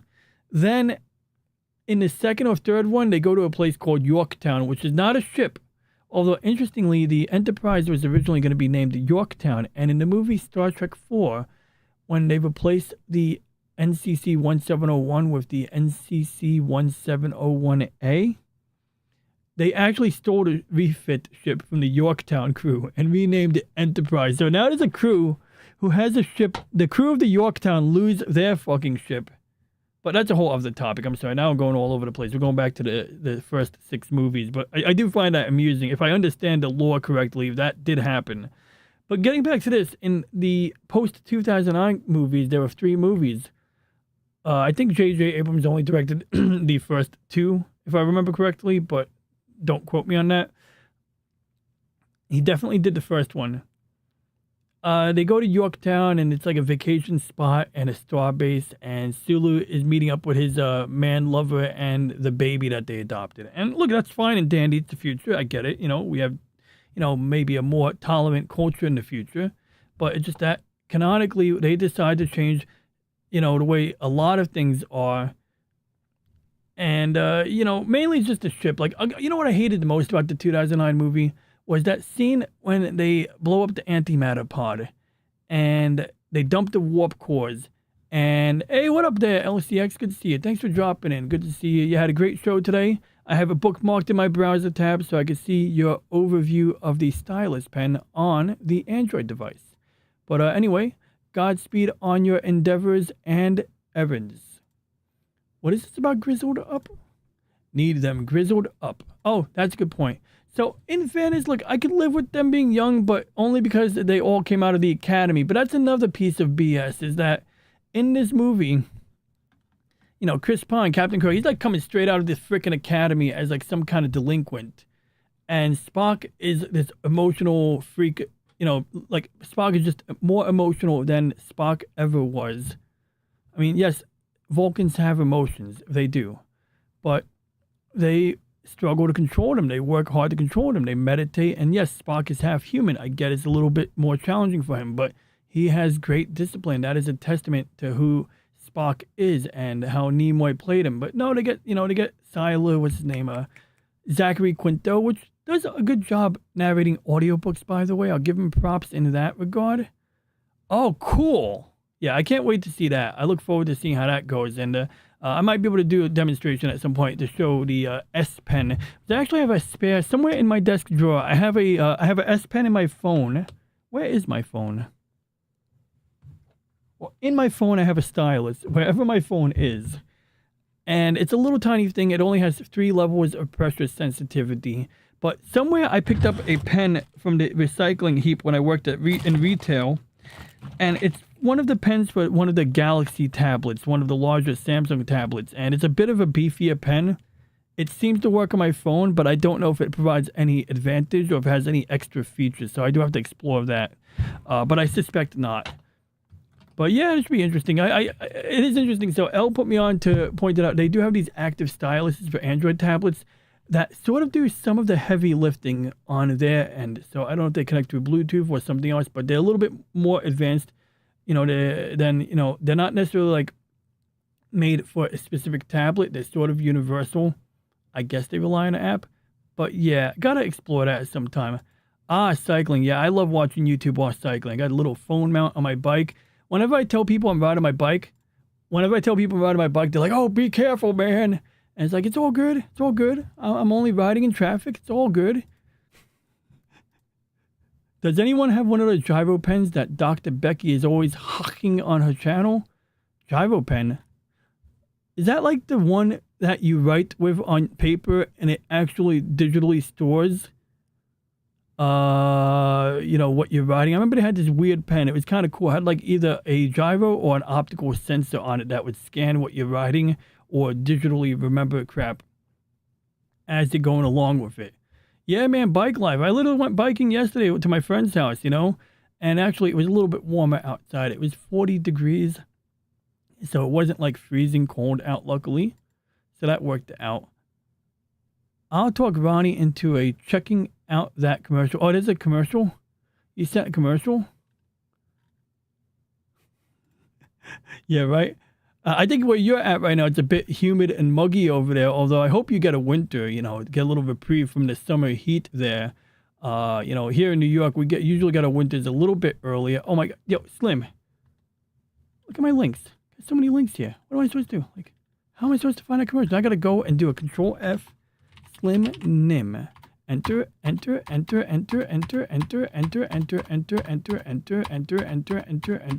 a lot of... Oh, is that it? Is that it? Let's go up. Is that... Oh, just played a video. Did everybody try to guess what it's a commercial for before it ends? All right, let's find out. Oh, let's put the audio on. Hang on. We got to mute the audio. And I need to turn on the audio here. And then I need to put my headphones on so that we don't get feedback on the speakers,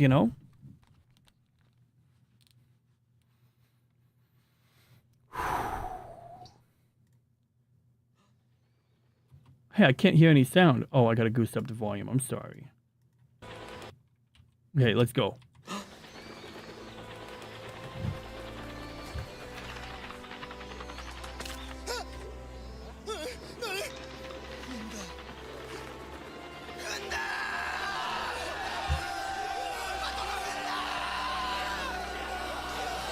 I vaguely remember seeing this a long time ago.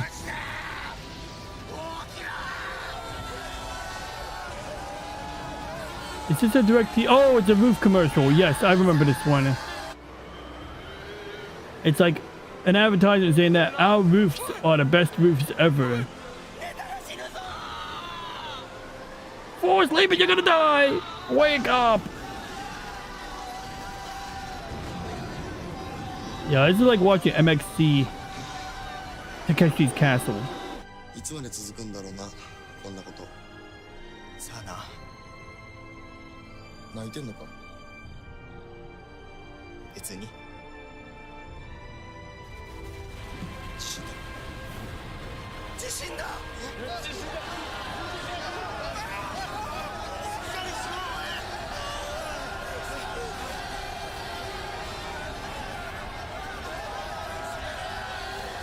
I gotta convert that. BRB. Syria, roofing tiles.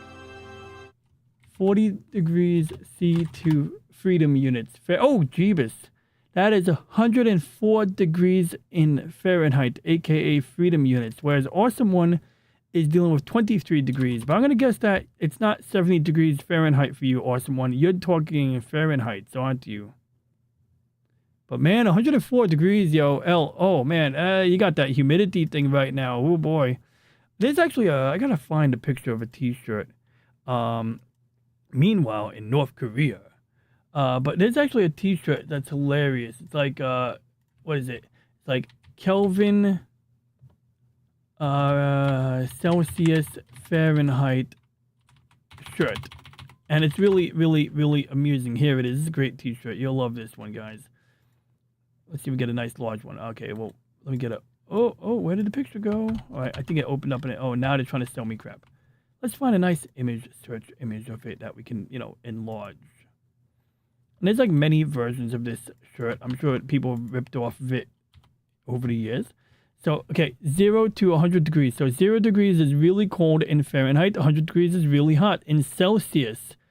0 degrees is fairly cold outside as opposed to really cold. 100 degrees is dead. Then Kelvin, 0 degrees is dead. 100 degrees Kelvin is dead. So yeah, it's a pretty funny shirt. And sometimes they have like they have versions of this shirt where it's a stick figure and they drop dead on, you know, like it's a dead guy, you know, with the like little X's on the eyes or whatever to represent dead.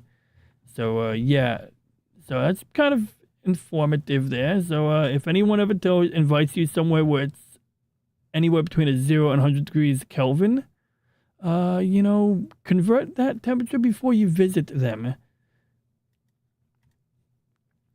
Here's a link to Hoover pen that Dr. Becky advises. Ooh. Dr. Becky is a astronomer. Wait, I said that in... Let me say that again. Dr. Becky is an astronomer in, I believe, England or somewhere. Oh, this thing. Okay, so I'm not... Oh, that's what you mean by gyroscopic. Okay, I'm picturing like a freaking accelerometer or some cool technology. And it's like, this is just a gimmick here. I mean, it's kind of cool. I don't know if it's worth $100. But let's see here. Crafted from aircraft-grade aluminum, the Hover pen hovers without electricity at an elegant 23.5-degree angle, making it easy to pick up and write things. So, like, if you're one of those Air Force generals who have, like, the pens on the front of their desk, you know, the little ones that point in either direction, yeah, this is probably fantastic, especially if you could put this on the taxpayer dime, which would be kind of messed up and immoral. That looks like a nice pen. I sure hope you could replace the cartridges on it. Be mad funny. Like a new ink cartridge, $80. That's kind of fascinating. I wonder how it works. Is it just a permanent magnet? Let's Google it. I don't have time to look at their marketing material. Let's see here.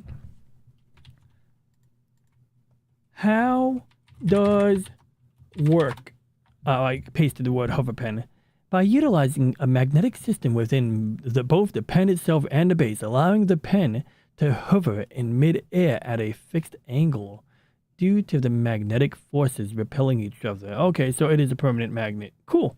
That's kind of cool. I can imagine it does take a bit of effort to, like, you know, get that to work properly. Like, if you ever sit down playing with magnets or, you know, what is it, rare earth magnets, you'll know. By the way, I could not find a good polar satellite website. You know, you can get, like, you know, live satellite imagery of the GOES satellites, and I can even get, I found the Japanese satellites, by the way. What is it called? I had it bookmarked in my laptop.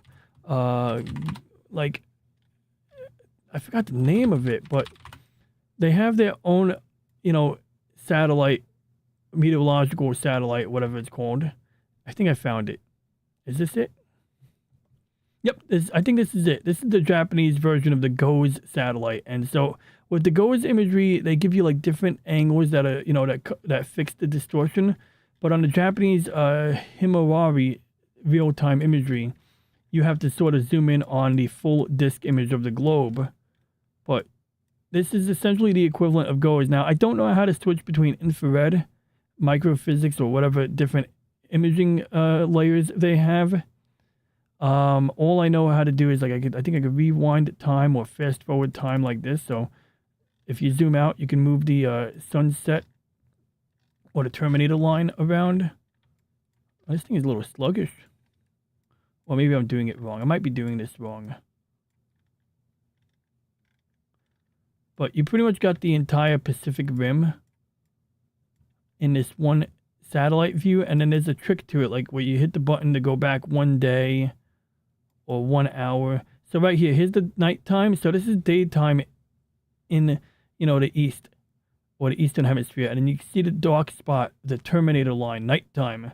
And if I skip forward 1 hour, 2 hours, 3 hours, 4 hours, 5 hours, 6 hours, 7 hours, 8. It's kind of like not fluidic. It's not smooth, but you can see how now half of the Earth is covered in darkness.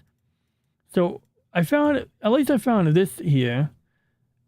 And they have something called POES, Polar Operational Environmental Satellites. But I can't for the life of me, you know, get like imagery that's like this. You know, this is real-time imagery. I can switch between like multiple types of wavelengths of light and infrared, and I can, like, you know, look at the humidity in the air, and I use this for astronaut, you know, for my, you know, planning my astronomy night. Himawari, and yeah, you know, so we got Himawari 8. I guess that's the 8th satellite they've launched, or the 8th revision of that satellite. Xenon P made a Miko song for the Oh, that's cool. Gotta see if I can find that. It's kind of cool. That's funny, awesome one, because when you said BRB and then went burp, first time someone said burp to me, BRB, that's exactly what I thought they were saying. That was in the year 1998. Or was it 1999? It might have been 1999. That's interesting. So they have a Miku song for the Himawari satellite.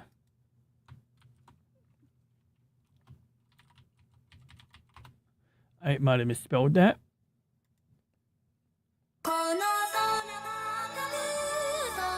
Hope that's not too loud.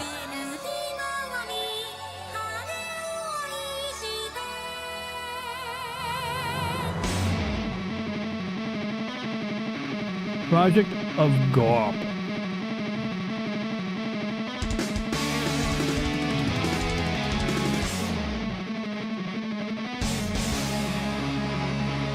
Is the walk 6 hours a day out in the desert just outside of Death Valley? I know, hot. Wait, when the alien tells you to come visit. Oh man, this is very metal. Oh cool, that's a satellite. Oh, this is dope. Okay, this is gonna be fun. This is gonna be a real treat right over here. I did not expect to get pictures of old satellites, but here we are. Himawari, first launch, GMS. 1977, 02, February 14th, I believe that says.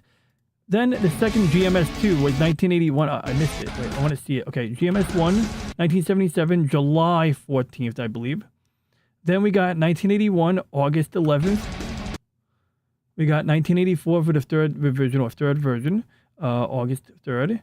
Then we got 1989, September 6th, 1989. Then the fifth revision was 1995. Then 10 years later, they did the sixth revision, the MTSAT-1R.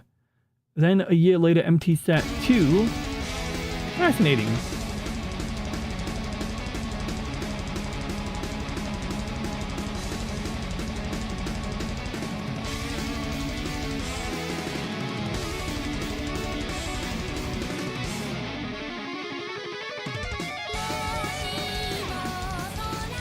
That's Miku.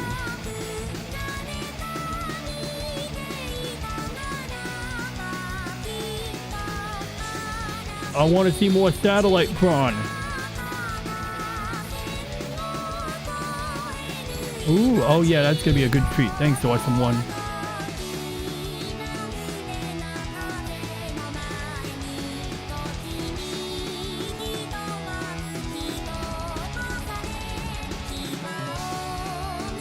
Hey, can I go and reset the telescope? Ooh, that's a 7-minute song. It'd take me half that time to reset the backyard PC. Let me just open up the remote access real quick and see if I can fix it without going outside while we play this.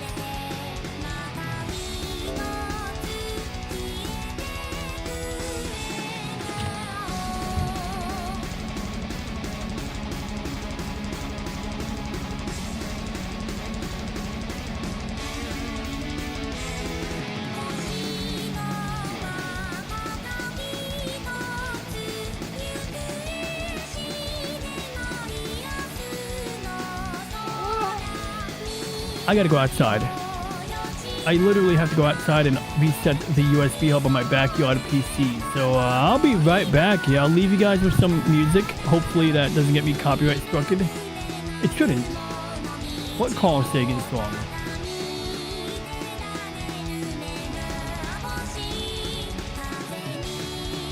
I'm not certain, Slim. I better check my YouTube dashboard before I leave my desk.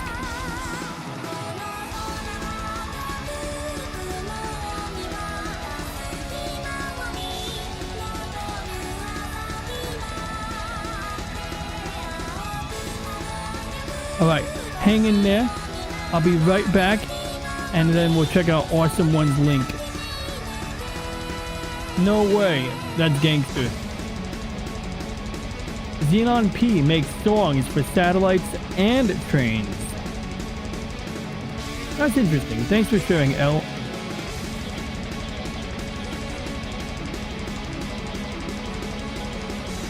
These guys like their satellites, huh? Oh! I saw the word JAXA in there, the Japanese Space Agency. Yeah, I'll be right back. Hang in there.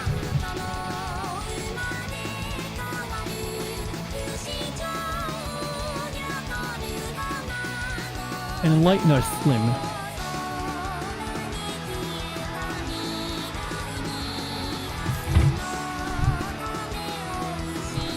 David Glenn, have pleasant dreams. Wait, am I clicking on the right button? I am not clicking on the right button. Sweet dreams, David Glenn. I'm not gonna dance outside. I'm just going to unplug and replug my USB hub. I dig that. Gotta get them groceries. Power metal. Okay, so it's not heavy metal or death metal. It's power metal. Thank you for enlightening us. Alright, we will put that on as soon as I get back, Slim.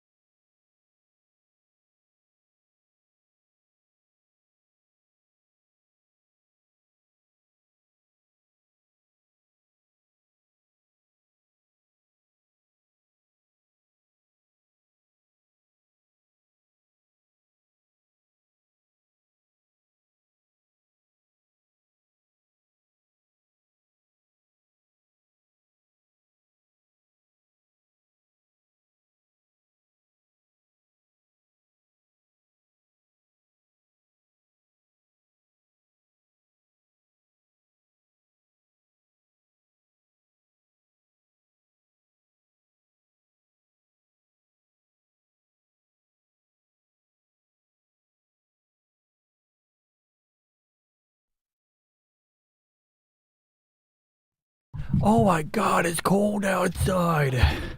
Ooh. Whew. Yo, it's like a polar bear swim. I don't know if anybody's here ever done a polar bear swim. They totally suck. I do not recommend you ever do a polar bear swim. I'll tell you a story about that. But yeah, I put on my coat. I didn't put on any of the layers. And I have a brand new heated vest. That's right.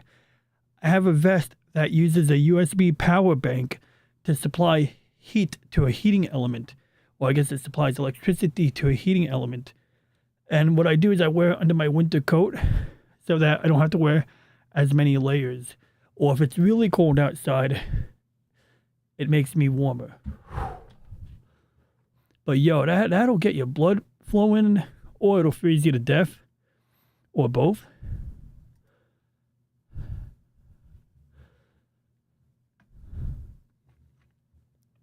And DJ gets attacked by zombies and is currently riding his bike to Florida. Ride, DJ, ride! Alright, so this is the deal. What happened was the telescope kind of went too far west, I would say west, not east. So without downloading pictures to my computer, I'm going to try to show you guys what happened.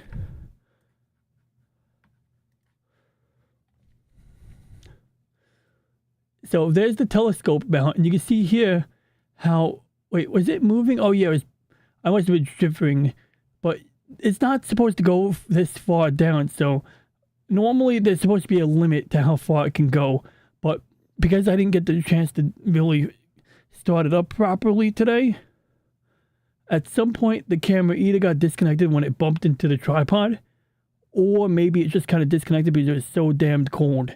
So I had to reset the USB hub, which is actually on this side over here.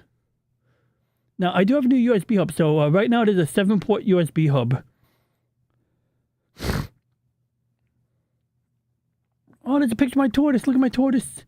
He's such a good boy. Let me see here. My computer was crashing a lot a week or two ago. And it hasn't crashed since, but I did some work on my storage controller to try to mitigate the risk factors. I want to see if I can show you guys an example of what I'm talking about. Alright, I don't have any examples right now. Oh, look.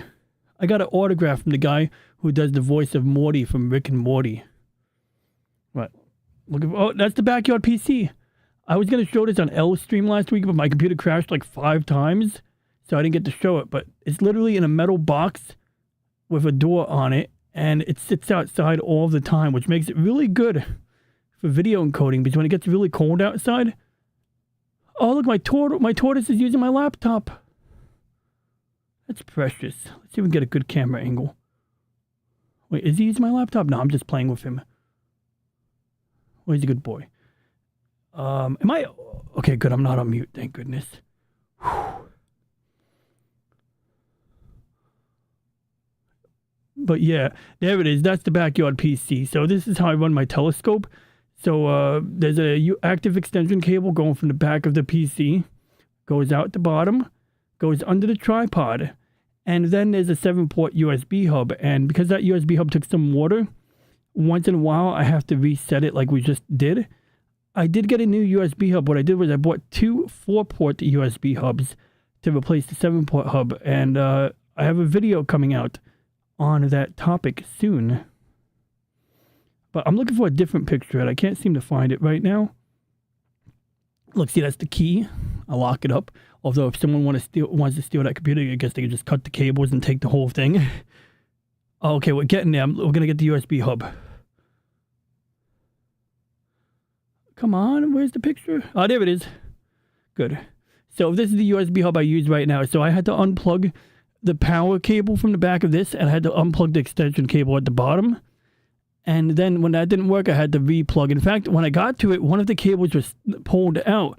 So when the telescope rotated past, beyond what it was supposed to rotate, it yanked out one of the cables. And like, basically this USB hub is not 100% reliable. Because it took water damage, the first port doesn't even light up anymore, even when you try to turn it on. It's got little on-off switches on each port. So bottom line is that this USB hub is only like, I don't know, 85, 90% reliable. So I got a replacement. I just have to install it. It needs to run 2 cameras and a motorized focuser unit. But anyway, the issue was that this camera got disconnected and wasn't coming up into the list. So now I should be able to click on that camera and connect to it. So what did I miss? Oh boy, that's not good. Crap, I gotta go outside again. We're not doing this right now. Basically, this software yelled at me. It says, oh, I know what happened. This will be fine. So the motorized focuser got disconnected, but I have a theory. Yep, I knew it. So when you unplug the motorized focuser from the USB hub, it gets assigned a new serial port. So now it's on COM 8, but it works. So we're good to go. Problem solved. I think. Maybe. Yep, problem solved. All right, good. Then we got to load a profile that has the 16-bit color. I'll probably do this after the stream. I don't want to bore you guys. All right, did Slim give me a link? I forgot. Why is there a line on the stream? What line? What are you talking about? Did I miss something?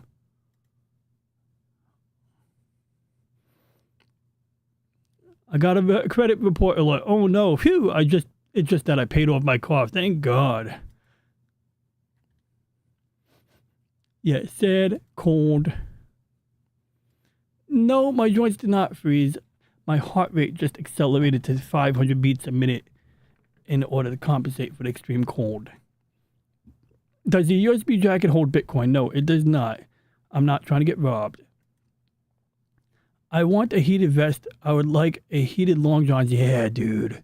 Well, heated long johns would get too long, but I wish I had cold long johns. You know when you're wearing long johns and they get too warm? I want to be able to set them to cold. And then, I could turn off the cooling element or whatever and then get warm again, I guess. Baby, it's cold outside. Oh, yeah, there's a story behind that song. Dean Martin's basically saying, it's cold outside, don't go home. Let's smoosh. I think that's the story behind the song. Although it might just be some revisionist history there. We're not playing that whole song. I don't know if that's copyrighted. No, I bet it was the future turtles that attacked. You gotta watch out for those future turtles, Slim. I see them every night when I close my eyes.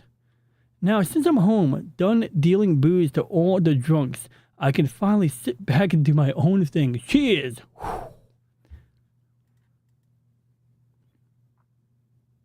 Yo, dude, you ain't kidding, Lemon Pie.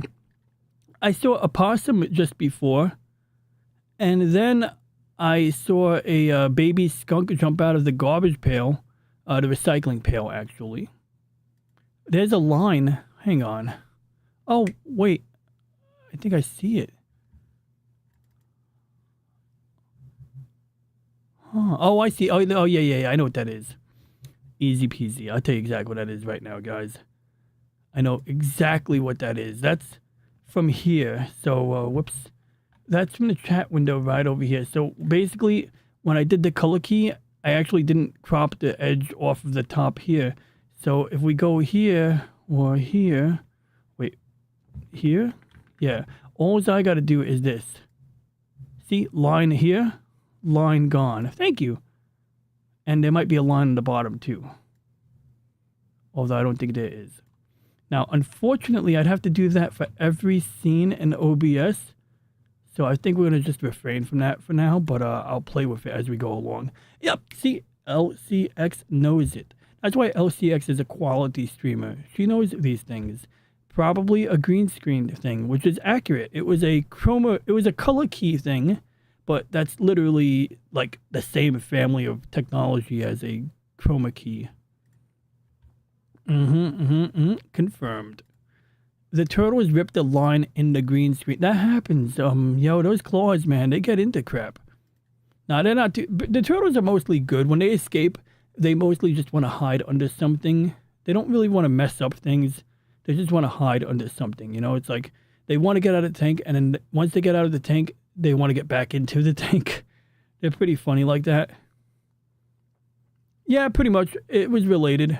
Overlay line, chroma key, color key, all that jazz. So anyway, what do we want to do next? Slim, did you say you had a link or some funny business? Something that won't get me in trouble, like Awesome Ones, Baby It's Cold Outside. Actually, I have a feeling that song is probably royalty free by now. It's like 100 years old. Wade knows it. Yo, I love it. Wade used the stream elements commands to make my links come up. I totally forgot I have these links. I don't even remember putting these links in here. But here they are. It's pretty cool. Oh, here we are. Carl Sagan. See, Carl Sagan's cool because we talked about this last week. When Carl Sagan says he's not an atheist. Because if he was an atheist, that means he definitely knows there's no God. And because he's a scientist, he does not definitely know that. So that's why he tells people he's not an atheist. But honestly, at that point, you're kind of splitting hairs. You know? All right. And yes, Wade put a link to his merchandise shop. Which I gotta say, he's got a catchy logo. Nobody else has that logo. I don't know where it came from. I don't know who came up with it, but it is a unique logo. Woohoo! Freedom! Let's go back inside. Yeah, right? All right. So what is this? Carl Sagan. Okay, let's just watch it. I'm not very good at singing songs, but here's Is this one of them freaking AI shits? a try.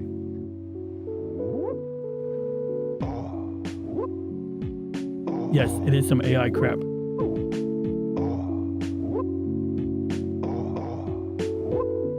If you wish to make an apple pie from scratch,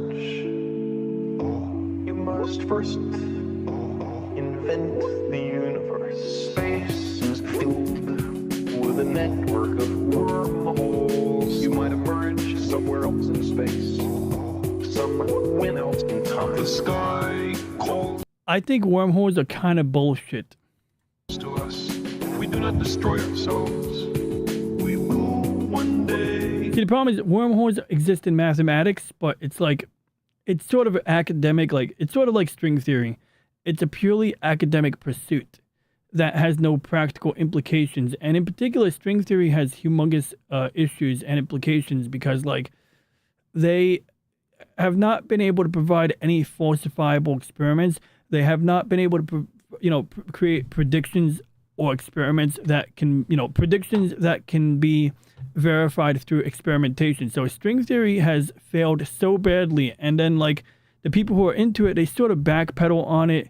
Although I'm not an expert on it. All I know is I tried to read Brian Greene's The Elegant Universe, and that shit bored the fuck out of me. And other people, they read it and they're like, oh, Brian Greene is such a visionary, yo. He makes it so easy to understand. Like, what are you talking about? The guy made no freaking sense. Maybe I'm stupid, but I don't know. It just seemed a little too abstract and impractical. At least with the quantum sciences, there's some practical stuff that you can actually translate into real world action, like using a UV light to make an electrical arc jump further. But I digress. Let's keep going. Venture to the stars.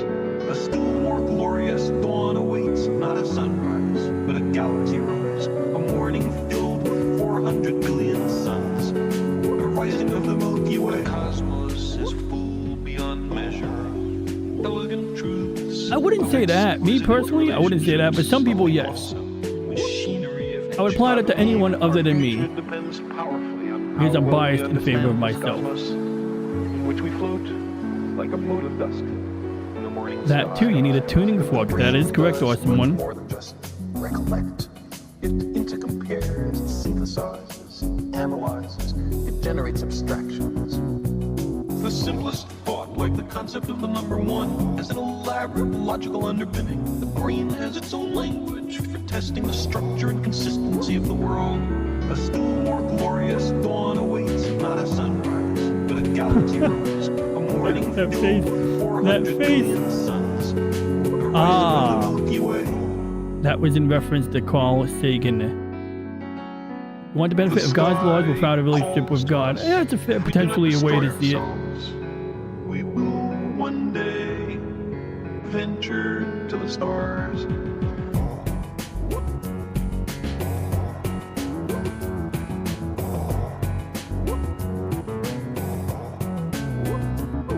For thousands of years, people have wondered about the universe. Did it stretch out forever, or was there a limit? Yo, you guys ever hear the conspiracy theory about Helen Keller? From dark matter to a possible big crunch, our image of the universe today is full of strange sounding ideas. How lucky we are to live in this time, the first moment in human history when we are, in fact, visiting other worlds. A still more glorious dawn awaits, not a sunrise, but a galaxy rise. A morning filled with 400 billion suns. The rising of the Milky Way. I'm gonna tell you about it, but I'm not gonna share it. Awaits, not a sunrise, but a galaxy rise. A morning filled with 400 billion suns. The rising of the Milky Way. That is not 400 billion suns, that's 400 billion stars. The sun is our star. Okay, now I'm trolling. Is the shore of the cosmic ocean. Oh, good. Recently, we've waded His on the way voice out. is freaking me out a little bit. No, I'm kidding. What's his name? Hawking. I'm glad that the legendary Tron had a cooler voice than Hawking. Like, if the legendary Tron had to be stuck with the Stephen Hawking voice, man, that would have sucked. But I'm glad he had that cool British voice for a while. And I was hoping to, see if we can get Tron his old voice back, because he had to switch to different voices and stuff. And I don't know if he preferred the voice. I wanted to find out from the legendary Tron before he passed away if, like, he preferred the British, text-to-speech voice, or if he preferred, like, the more natural voice. Because I remember, like, he did a few videos where he had a guy in a suit who looked like a bit of a preppy. And in a way, it's like, that's a totally normal-looking dude, So if a guy who's, like, bound to a wheelchair, I can, like, I can imagine that maybe there is a desire to, like, present oneself in that manner. Sort of like VTubing, In fact, Tron would have been a great VTuber, I think, if, if he caught onto the VTuber thing a little bit earlier. I think he could have been a hell of a VTuber. But yeah, I don't know. That digital voice and the whole Stephen Hawking thing reminded me of our buddy, the legendary Tron, whose real life name is Nate, as many of you all know.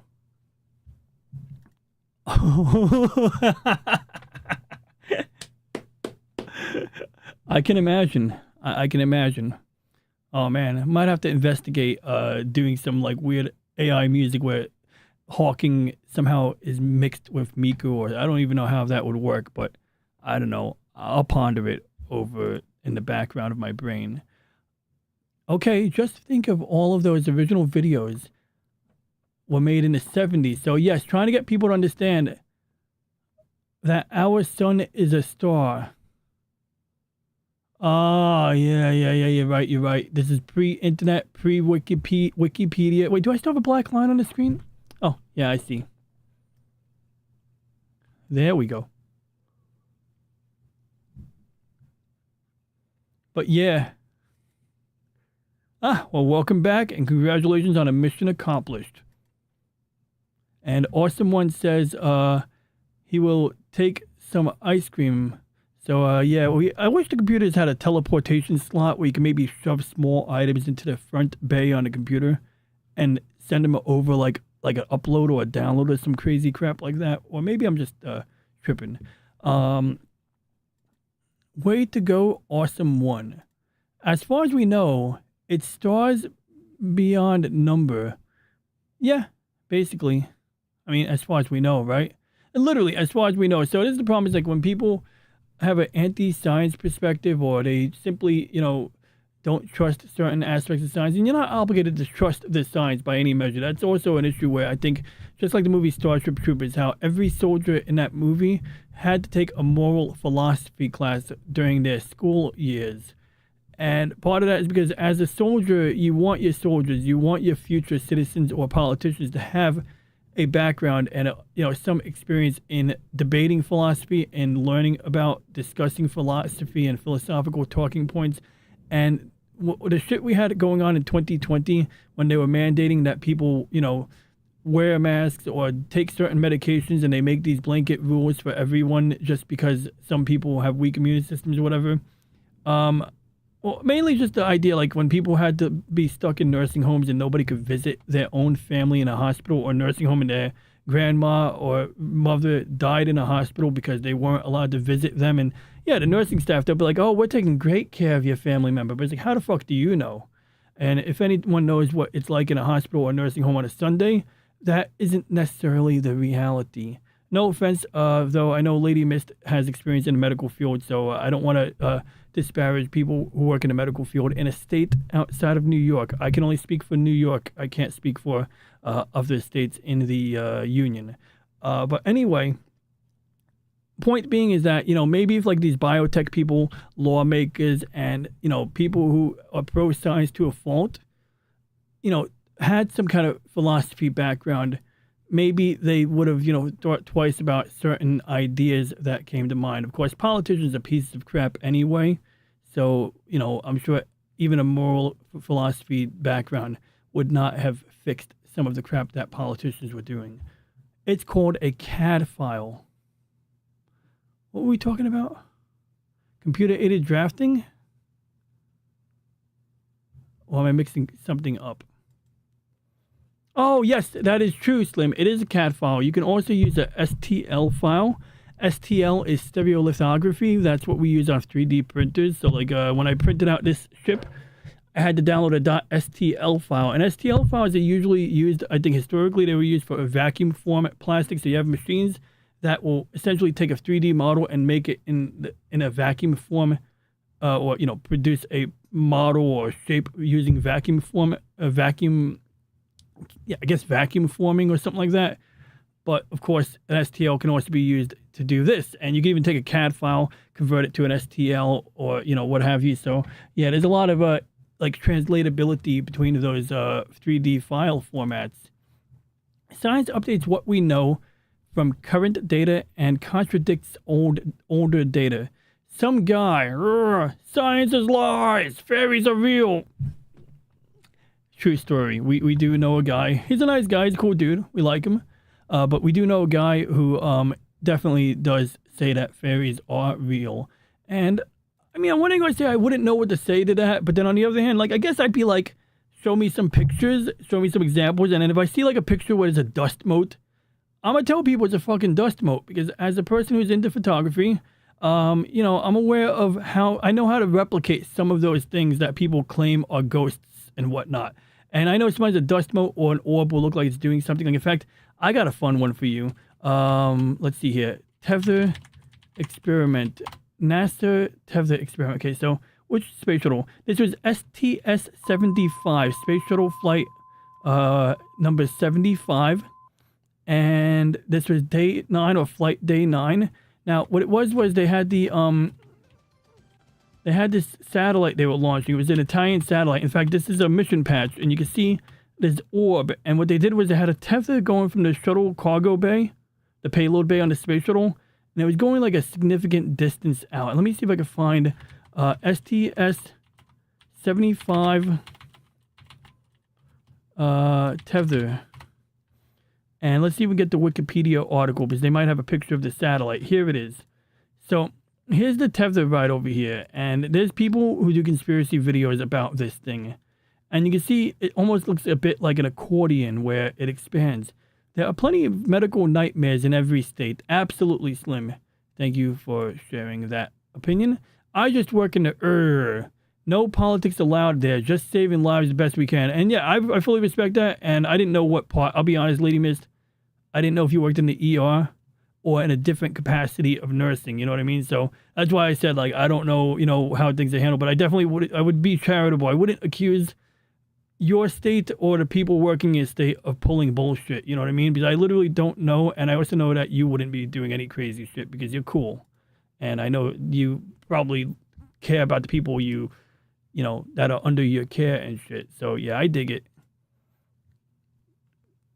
My grandma passed in 2021, 2022. Thankfully, my mom and sister were allowed in, but it was immediate family only. It was natural passing, not the COVID. She is with God now. May your grandmother rest in peace, awesome one. I think it was 2 miles long. Yes, it was something like it was pretty long. It was like literally miles or kilometers in length. And there's some great videos of Dan Aykroyd describing the video. Holy cow, that's interesting. But anyway, yeah, so just give you guys a quick idea. There's the satellite and there's a tether. And actually, I stand corrected. The tether, you can see running straight through that basketball hoop. And I guess there must be a spool. And then I guess this must be some kind of stretchy thing. Maybe it bounces or acts like a shock absorber. Because usually you don't want things to be like too rigidly mounted in space. Like when you see astronauts on a treadmill on the space station, one of the things you'll notice, whatever piece of exercise equipment they're using, it is never bolted to the space station. It is always loosely attached to the wall. It is always a bit, bouncy. And that's because you don't want to have your exercise equipment bolted directly to the superstructure of the space station or the spacecraft, because that vibration will translate through the craft. It could affect other systems. It could cause the station to literally move or shift.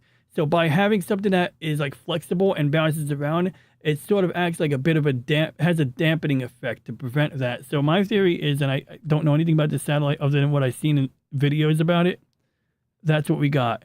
That's no moon. Oh, that's a classic. What up, Chris? Christopher Barrera, nice to talk to you. Hey, that looks like a white cloak right over it. I think we got a book cloak over here. We got a fan of Robert Jordan's work, if I think so. I could be wrong. That looks like the Robert Jordan logo. I could be mixing things up. But anyway, thank you for tuning in, Christopher.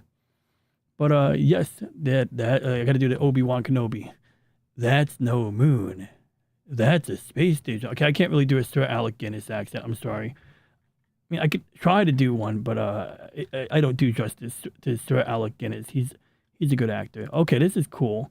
So they had Nomex, which is sort of like a insulating material. You have a copper conductor wrapped around Nomex, so that looks like a braided conductor right there wrapped around a Nomex. You have some FEP insulation that's about 0.012 inches thick. We got Kevlar strength member, 12 strands times 1,000 denier. Oh, it's a denier. Each strand contains 667 13 micrometer diameter Kevlar filaments. Nomex braid on the outside, and apparently this whole shebang or that layer is 0.1 inches. Electrically conductive tethers. So that's the thing. It is electrically conductive.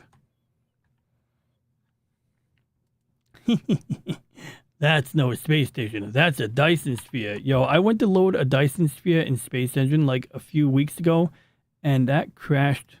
Well, it didn't crash. It was just slow. Oh, that's cool. Look at those. Look at that mustache, yo. I love that 80s mustache right there. Is this the 80s? Well, that looks like an 80s mustache right there. He looks like a firefighter. He looks like he belongs in the fire department.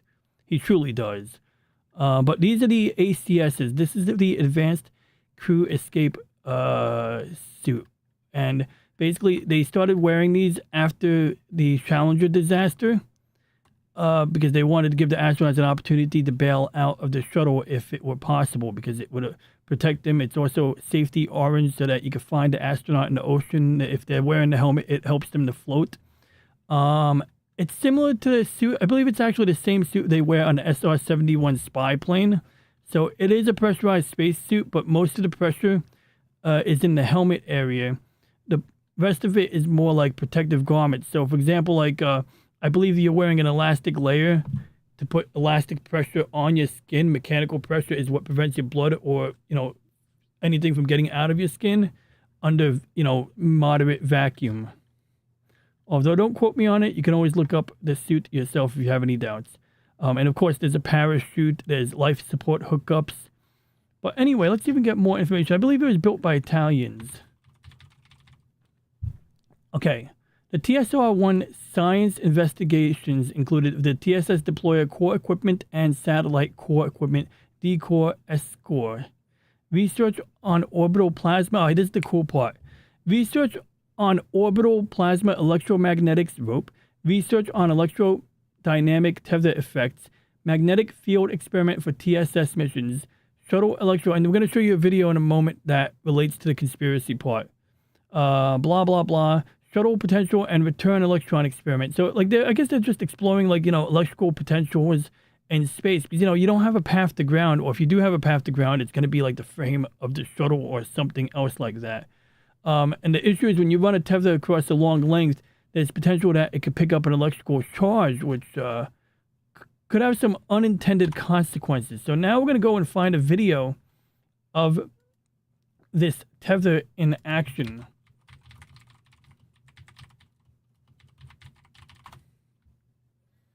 Yep, here it is. Or is this it?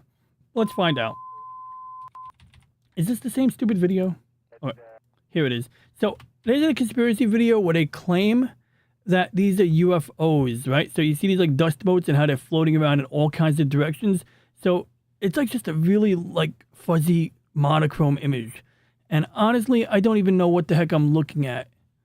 Okay, I literally just don't know what I'm looking at. I don't know if they have a remote camera that flew away from the shuttle and then they point it back at the shuttle and that's what we're looking at. I guess that might be the shuttle right there. I mean, really, I'm just... Wait, what is he saying? And this is at full zoom. This is full zoom. Unless that's just a reflection on the window panes. Yeah, I could definitely see the tether in the viewfinder. He could definitely see the tether in the viewfinder. And so there's a lot of distortion in the image. There's a lot of distortion in the image. Copy. We have acquisition out the front window. I'm going to go and take some more pictures of that. Roger. That's a good movie, by the way. That Rama or Microprobe. Yo, that movie was good. That book was good. What was that? Who was that? Who wrote that book? Arthur C. Clarke, Rendezvous with Rama. Great book. Yeah, I'd like to know what I'm looking at. We can see the tether. Great news, Franklin, and we'll look for that picture.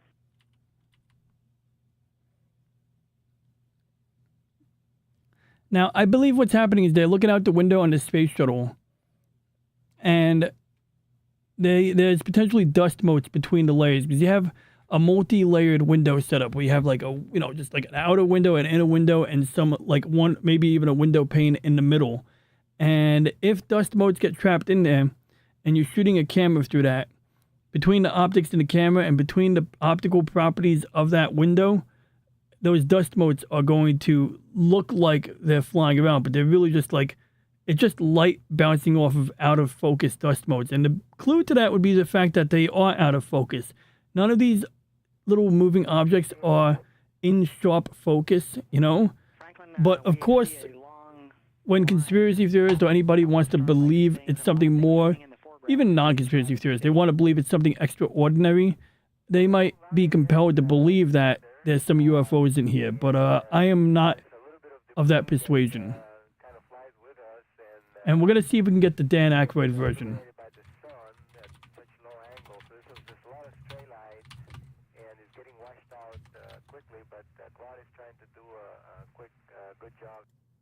Oh, here, is that the tether here?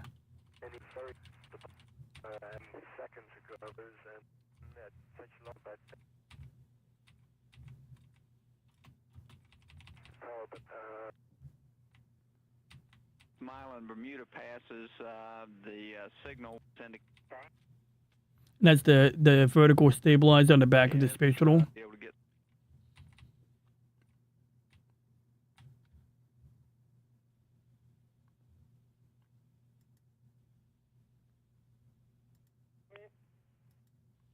All right, let's see if we can get the Dan Aykroyd version before we wrap it up. I think I've taken enough of your time tonight, guys, but I do want to thank you all for tuning in and hanging out tonight for this semi-impromptu day late show.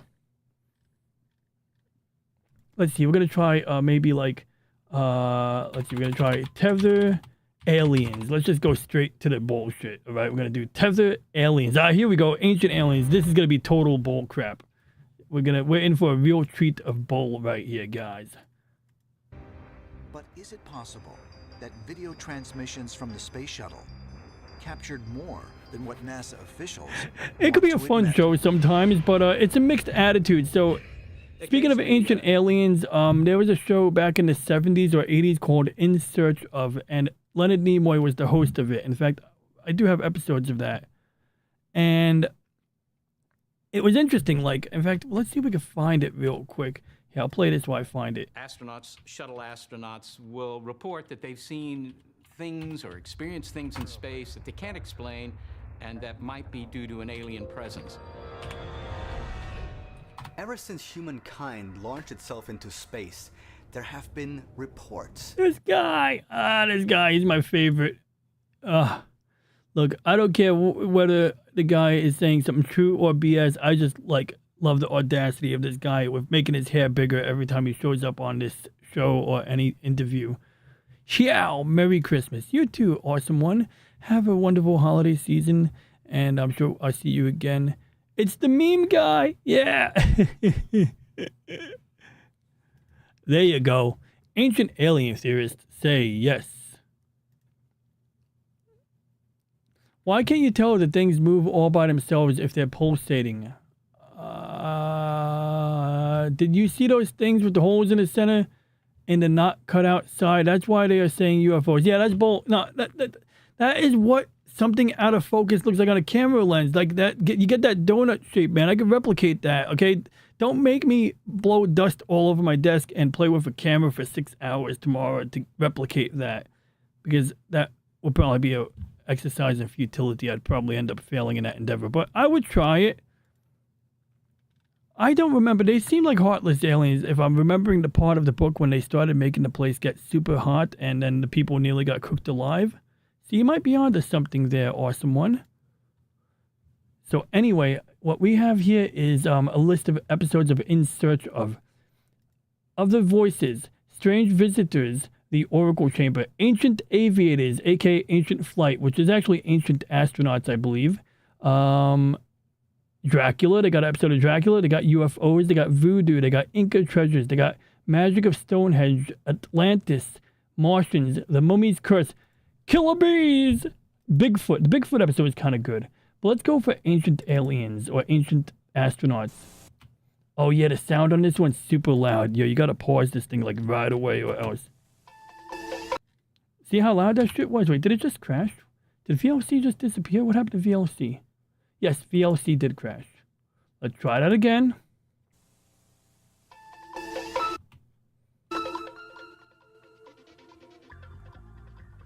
This series presents information based in part on theory and conjecture. Speaking of donuts, does bagel Earth theory make more sense than flat Earth? But not necessarily the only well, it's a lot like the hollow Earth theory, LCX. Some people believe that there's video evidence.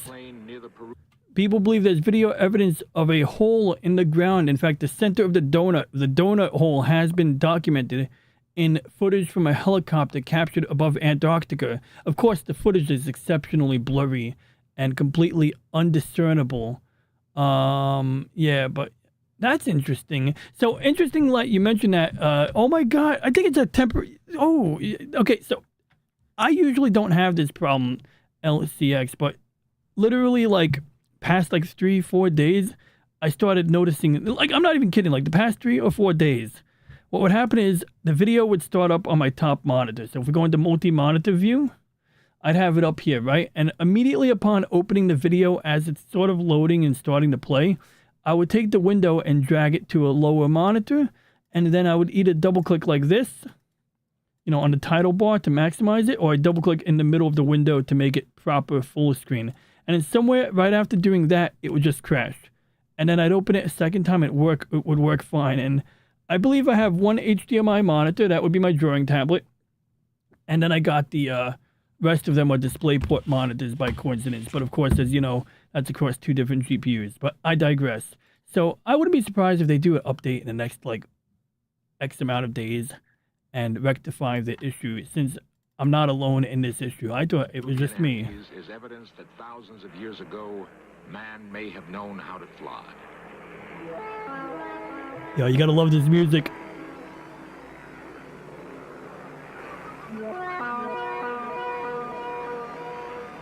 Oh, I'm sorry. There you go. Huge drawings are etched in the ground. They make sense only when viewed from great height. Right? So years ago, VLC was cool because it could play any format, but it used to be more CPU intensive and more inefficient. But as technology got better and computers got more powerful, it became more practical to use VLC than it was. Back in the day, people used to have to download the K-Lite codec pack, And sometimes it would work out, and other times you'd end up making a total mess of the Windows registry, installing all of these third-party codecs and direct play components and all this other crap. It was insane. MX Player, oh man, see, now you're giving me real flashbacks. I also like the Core Media Player was really cool too. And then if you installed the right codec pack, it would sometimes allow you to use the codecs in Windows Media Player or MX Player or whatever. Okay, yeah, was it Android only? Okay, I do remember having something on my Sidekick 4G, which was the only Android-based Sidekick. Ah, that's what it was. Okay, so if you're running on Android, yeah, I can see especially like on my Sidekick 4G, which was like it had like, my Sidekick 4G literally had like 300 megabytes of internal memory or some crazy crap like that. It had very little RAM as far as Android devices go. So yeah, I do remember I had to be more meticulous about it. And I'll be honest, I barely remember it, but it's like it rings a bell in my head. It does. And I can almost swear, do they have one for Pocket PC? Because actually I got to do some playing around with my Pocket PC. Speaking of pen input, one of these days, we'll do a stream about the pen input on these old personal digital assistant devices. This is the one with the punk waddle wallpaper on it. Does it turn on? No, I gotta swap the batteries again. It requires battery power just to keep the memory. Anyway, let's skip through this real quick, have a little fun. Who were the pilots? We're conditioned to think that flight is the province of modern man. Perhaps we are latecomers. So that's pretty sweet. But yeah, like I said, sounds familiar. But it is a faded memory in my brain. I'm going to have to Google that after streaming. The land we call Peru is both lush jungle and arid plateau. So these are the Nazca lines. The Nazca lines in There are no Peru. written records to guide us as we go in search of man's dream of flight. But there are remarkable clues to be found in legend. This music is something else, guys.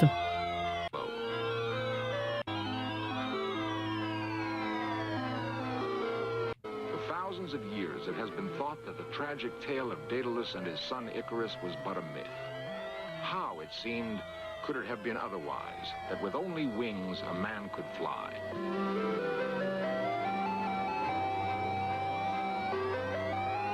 This is the OG Ancient Aliens.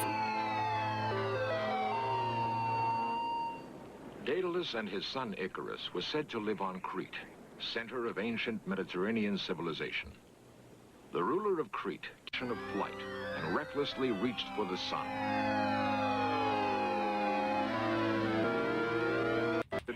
And he plunged headlong. It was the only story of flight in the ancient world. It could be dismissed. But there are others. Oh, there are more. One of the most detailed descriptions of a flying machine. The chance may have been flights of fancy, or they may have been the accounts of early journalists passing on something they had seen. And again, an advanced knowledge of astronomy mingled with legends of flight. It is 1911. Wilbur and Orville Wright are demonstrating their flying machine for the U.S. Army. Their solution to the problem of flight was to attach a wing shaped like a bird's to a go. Long furrows were cut into the hard soil of the Nazca Plain 2,000 years ago. By whatever method the lines were created, they were meant to be seen from the sky. But by whom? See, that's the kicker. The Mojave Desert near Barstow, California. Here, an ancient man stares upward. From the ground, it is impossible to tell exactly what shape the figure has taken. One possibility, one explanation for the method used, might have been the existence of ancient aviators. France. The year was 1780. An exhilaration This music is killing me.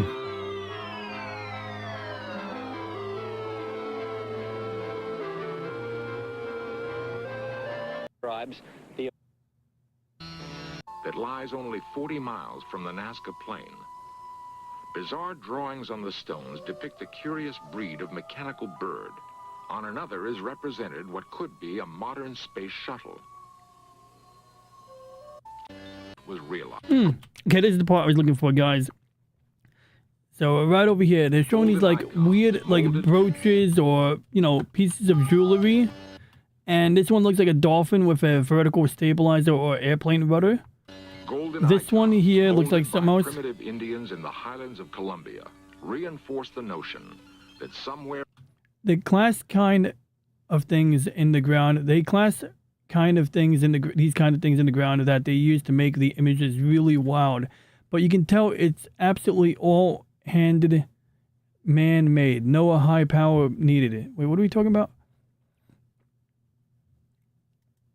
We're talking about the aliens or the Nazca lines? Or both? in man's past. Right over here. Here we go. So, like, we got... Oh, okay.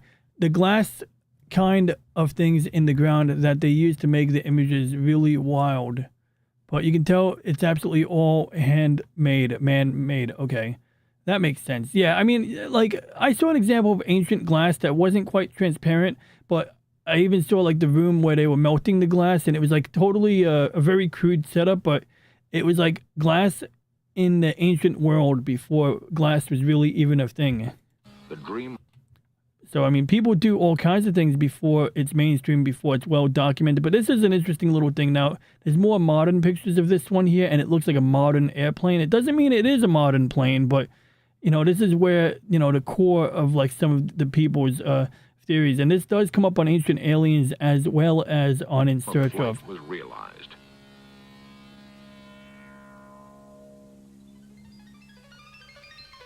The relics look astonishingly like modern delta-wing fighter planes. Off the coast of Peru lies the Bay of Pisco.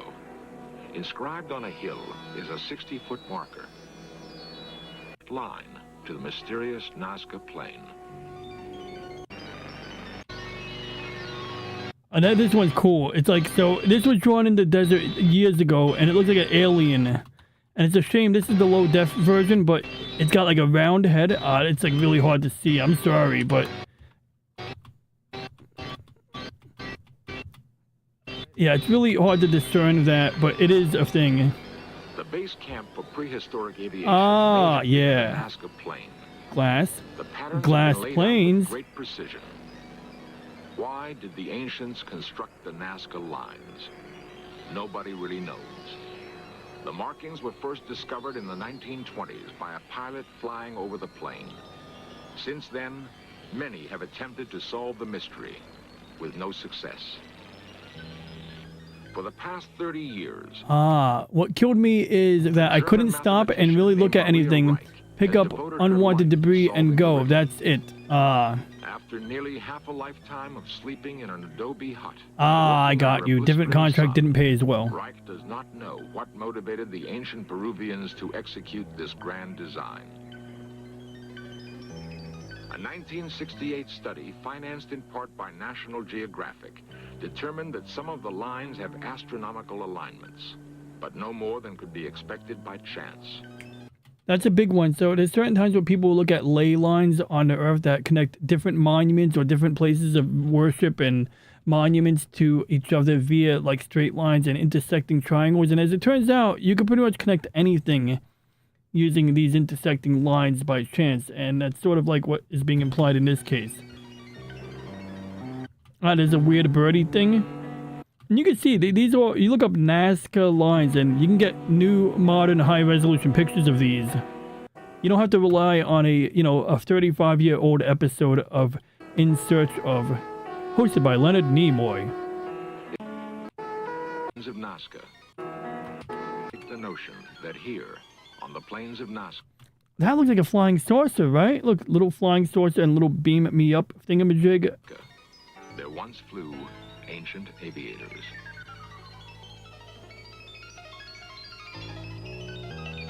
Yes. Stay Night Magic uses those. Interesting.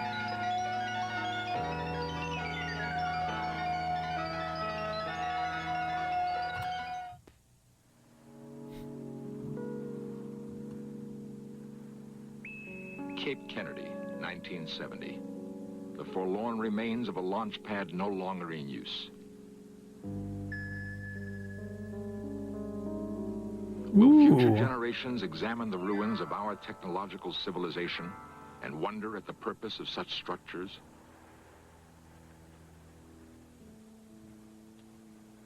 Will they understand the inner workings of radio telescopes or control towers and see them as evidence that in the 20th century, man was reaching Interesting. out I had to look that up real quick.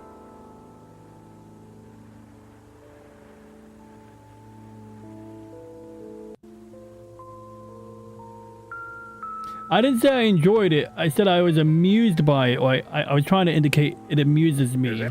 Like, I would not go and get this music Slim and put on a tape or put on a boombox or put on a Bluetooth speaker and sit back like, oh, I want to relax. I'm going to listen to some of this. You know, like, that is not where I'm going with this. But maybe I would do it as a troll move sometime. You know, show up at a party or throw a Christmas party or something like that, a barbecue, and just put this on and walk away.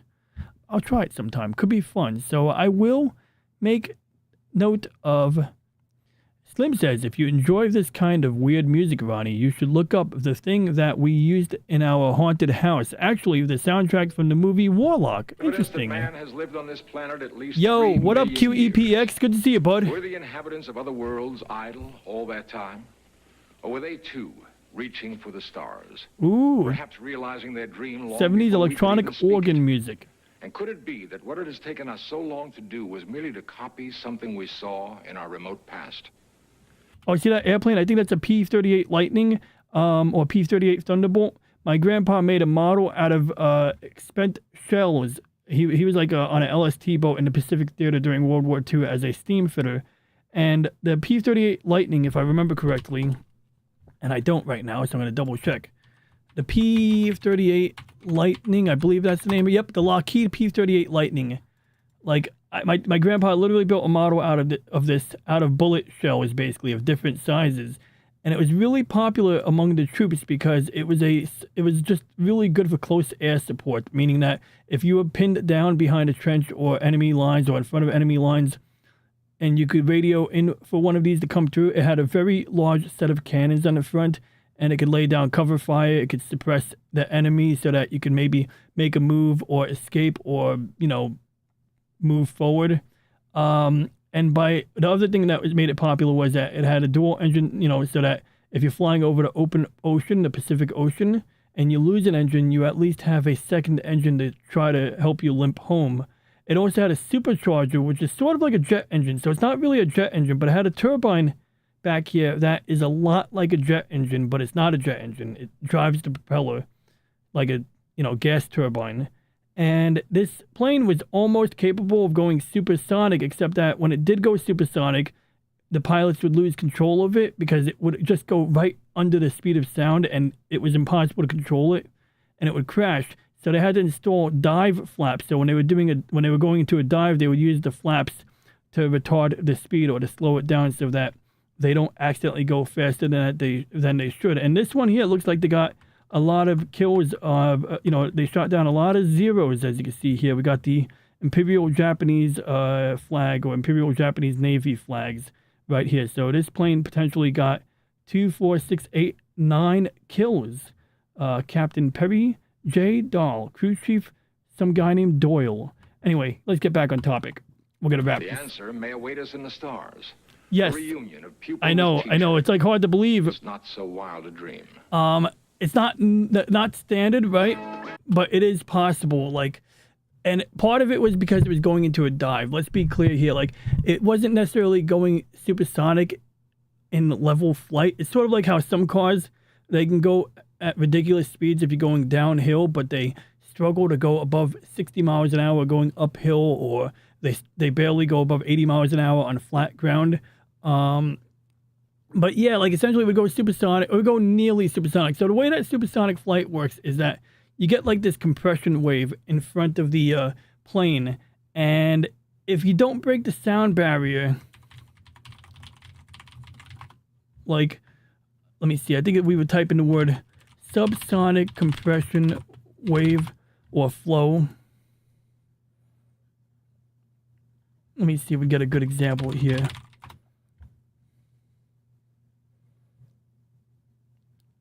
Okay, I don't have a great example, but I used to watch the Discovery Channel where they talk about this crap, and they did a pretty good job of breaking it down.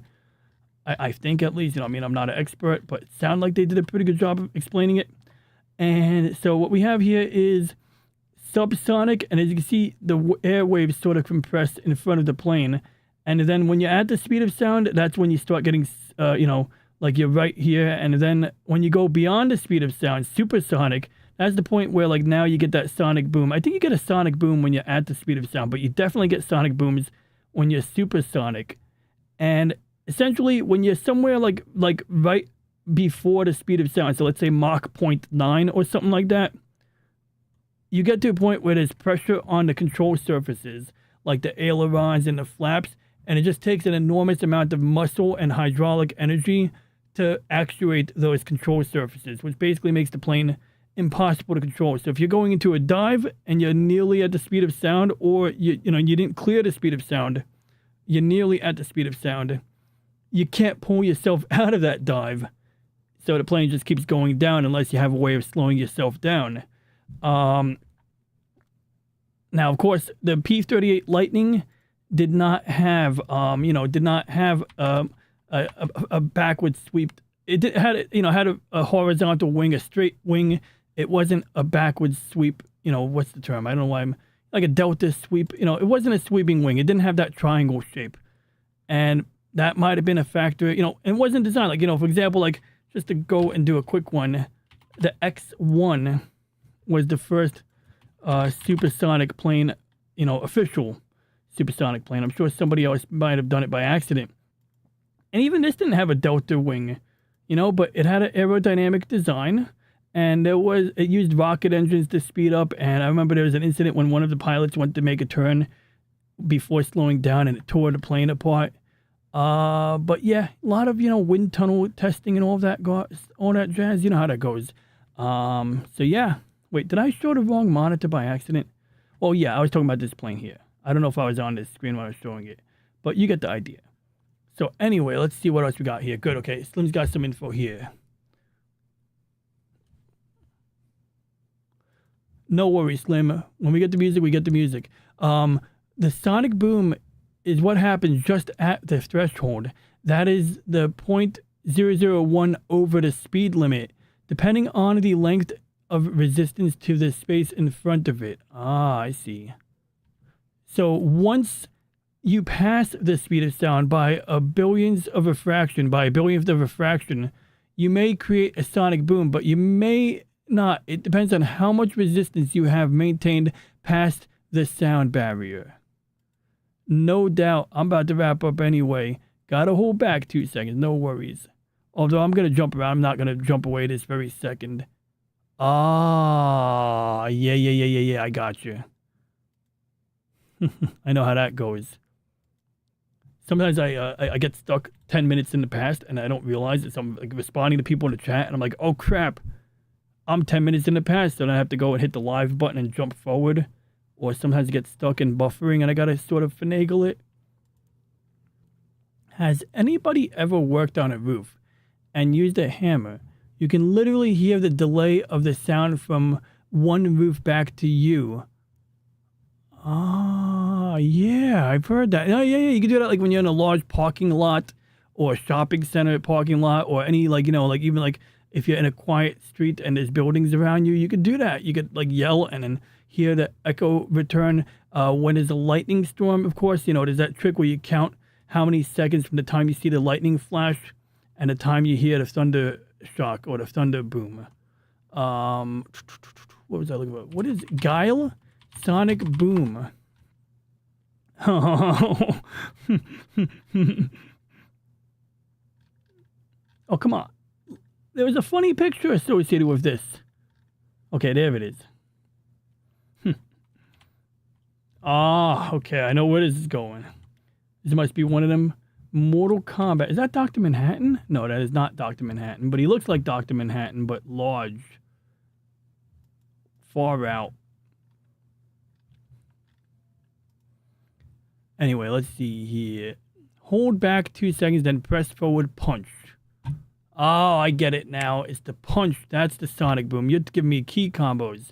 And sometimes people will, you know, they got, what is it? The Teenage Mutant Ninja Turtles cheat was, what was it? Up, down, left, right, A, B, start, select, something like that. I'm sure if I guessed it. So what'd you send me to QEPX? Because it might be the very last thing we watched today. Ooh. Did you send me that, or did I?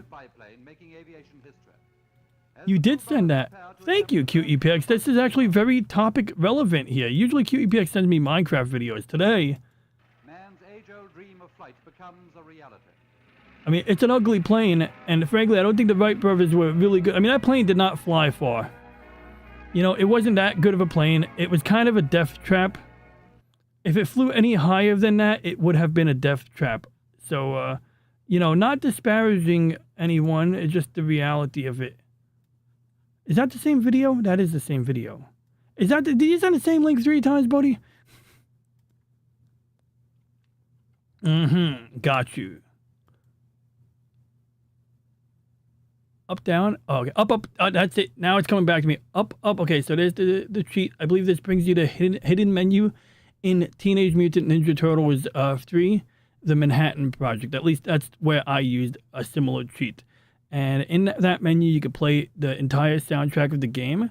You could select how many lives you want. I think you could even select what level you jump. You could jump to a specific level. You got, you know, all kinds of options there. So for the record, where is it? That's the cheat for anybody who plans on playing the Teenage Mutant Ninja Turtles games for NES Famicom. Save states, save lives.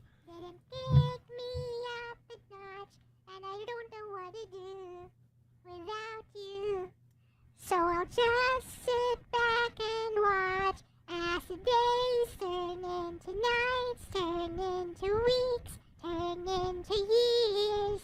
And the stars go round and they cut the ground. The lights are this. I think I got a save state live No matter what I do, yeah, it's true. I long to spend another 30 lives with you. Yeah, I do. I'd love to spend another 30 lives with you. I'm looking at the body pillow in the background.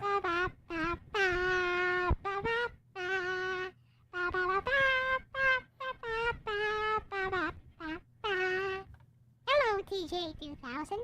You know the song. As my mood ring turns dark blue, I yak through. These yearnings not to die, I won't know what to do. Oh, it's got good lyrics. You.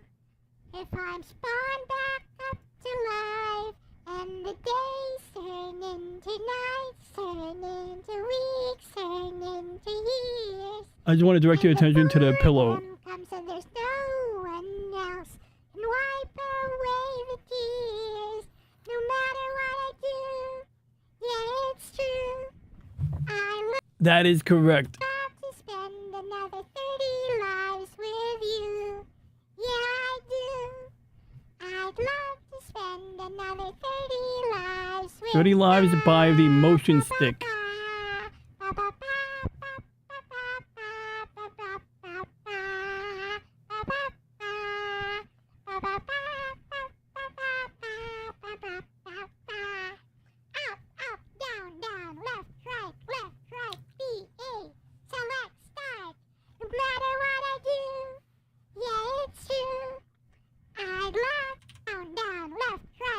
I want to hear that part. Up, down, left, right, B, A, select, start. No matter what I do, yeah, it's true. I'd love to spend another 30 lives with you. Yeah, I do. I'd love to spend another 30 lives with you. I like that song. I hope that doesn't get me a copyright strike. Even if it does, I don't care. Hell yeah. That was awesome. Yeah. Absolutely, though. Seriously, there's times where that's why like so many of my live streams get taken down, because like I just don't care sometimes. I just roll with it. And it happens, right? You know, sometimes like it gets taken down. So my attitude is like, look, if I really want to make sure a stream stays up, I'll download it out of the YouTube studio. I'll edit it and I'll re-upload it as a upload at some future date and time. And if I have a backlog, well, heck, that'll give me some Monday show uploads in the future. Because what I did was like last Monday, you know, I don't do the Monday show on Monday anymore, right? I do it on Wednesday or Thursday like tonight. So what I did was, and that's the thing, actually, I have a crap ton of streams that aren't taken down, but that will never get monetized. And so those are the ones that, like, if I ever get monetized, I'm going to download, I'm going to edit them. Yo, come on, man. One link is enough, bud. I see the link. I can read the link. I got you. You don't have to post it again. But where was my brain? See, my brain is distracted now. But yeah. So basically, you know, so that's the plan. You know, just kind of like edit, upload, download, upload, edit. Wait, download, edit, and then upload. Because, yeah, that's the correct order. And, yeah, I could potentially edit them while in, you know, on YouTube. I could edit the existing stream in place. But I'm not really crazy about using the YouTube editor. It's just a pain in it. You know, I don't know. Like, I've always had problems when I use the YouTube editor. It takes like a day for the thing to like update the video. Sometimes one time I had a video stuck in infinite update. Is this Steven Universe?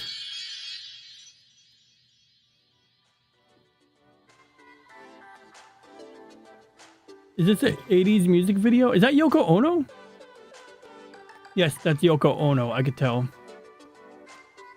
The one over there is Yoko Ono. See, she's crying because John Lennon won't hang out with her. This is kind of random.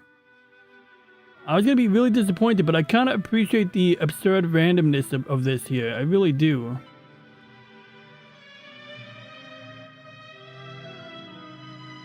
I absolutely appreciate the absurd randomness.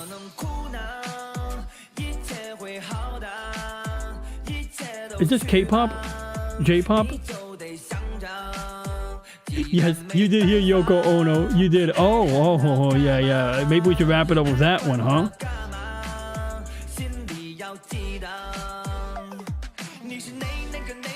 I've totally had that argument, LCX. Thank you. I love that people ask, why are you pushing select so that somebody else can play?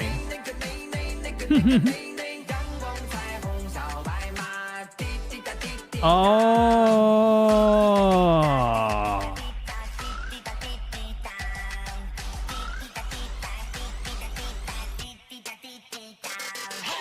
I feel like I went on an LSD trip. Ha, centaurs. Is it Chinese? I can't tell. I mean, I shouldn't say that's terrible. I just said that I can't tell. I mean, it's hard to tell sometimes. But that is, yeah, that's not Japanese. That is not Japanese. I can tell the difference between hiragana, kanji, and whatever the Chinese use, which I think is called Chinese. Hey, what's up, Lady Mist?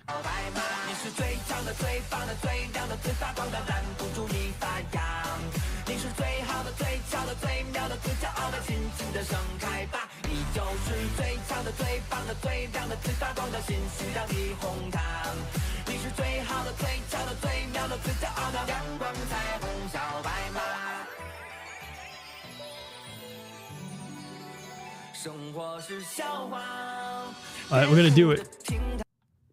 The Chinese, oh, I did not know the Chinese use kanji. I thought that was a totally, like, mutually exclusive thing.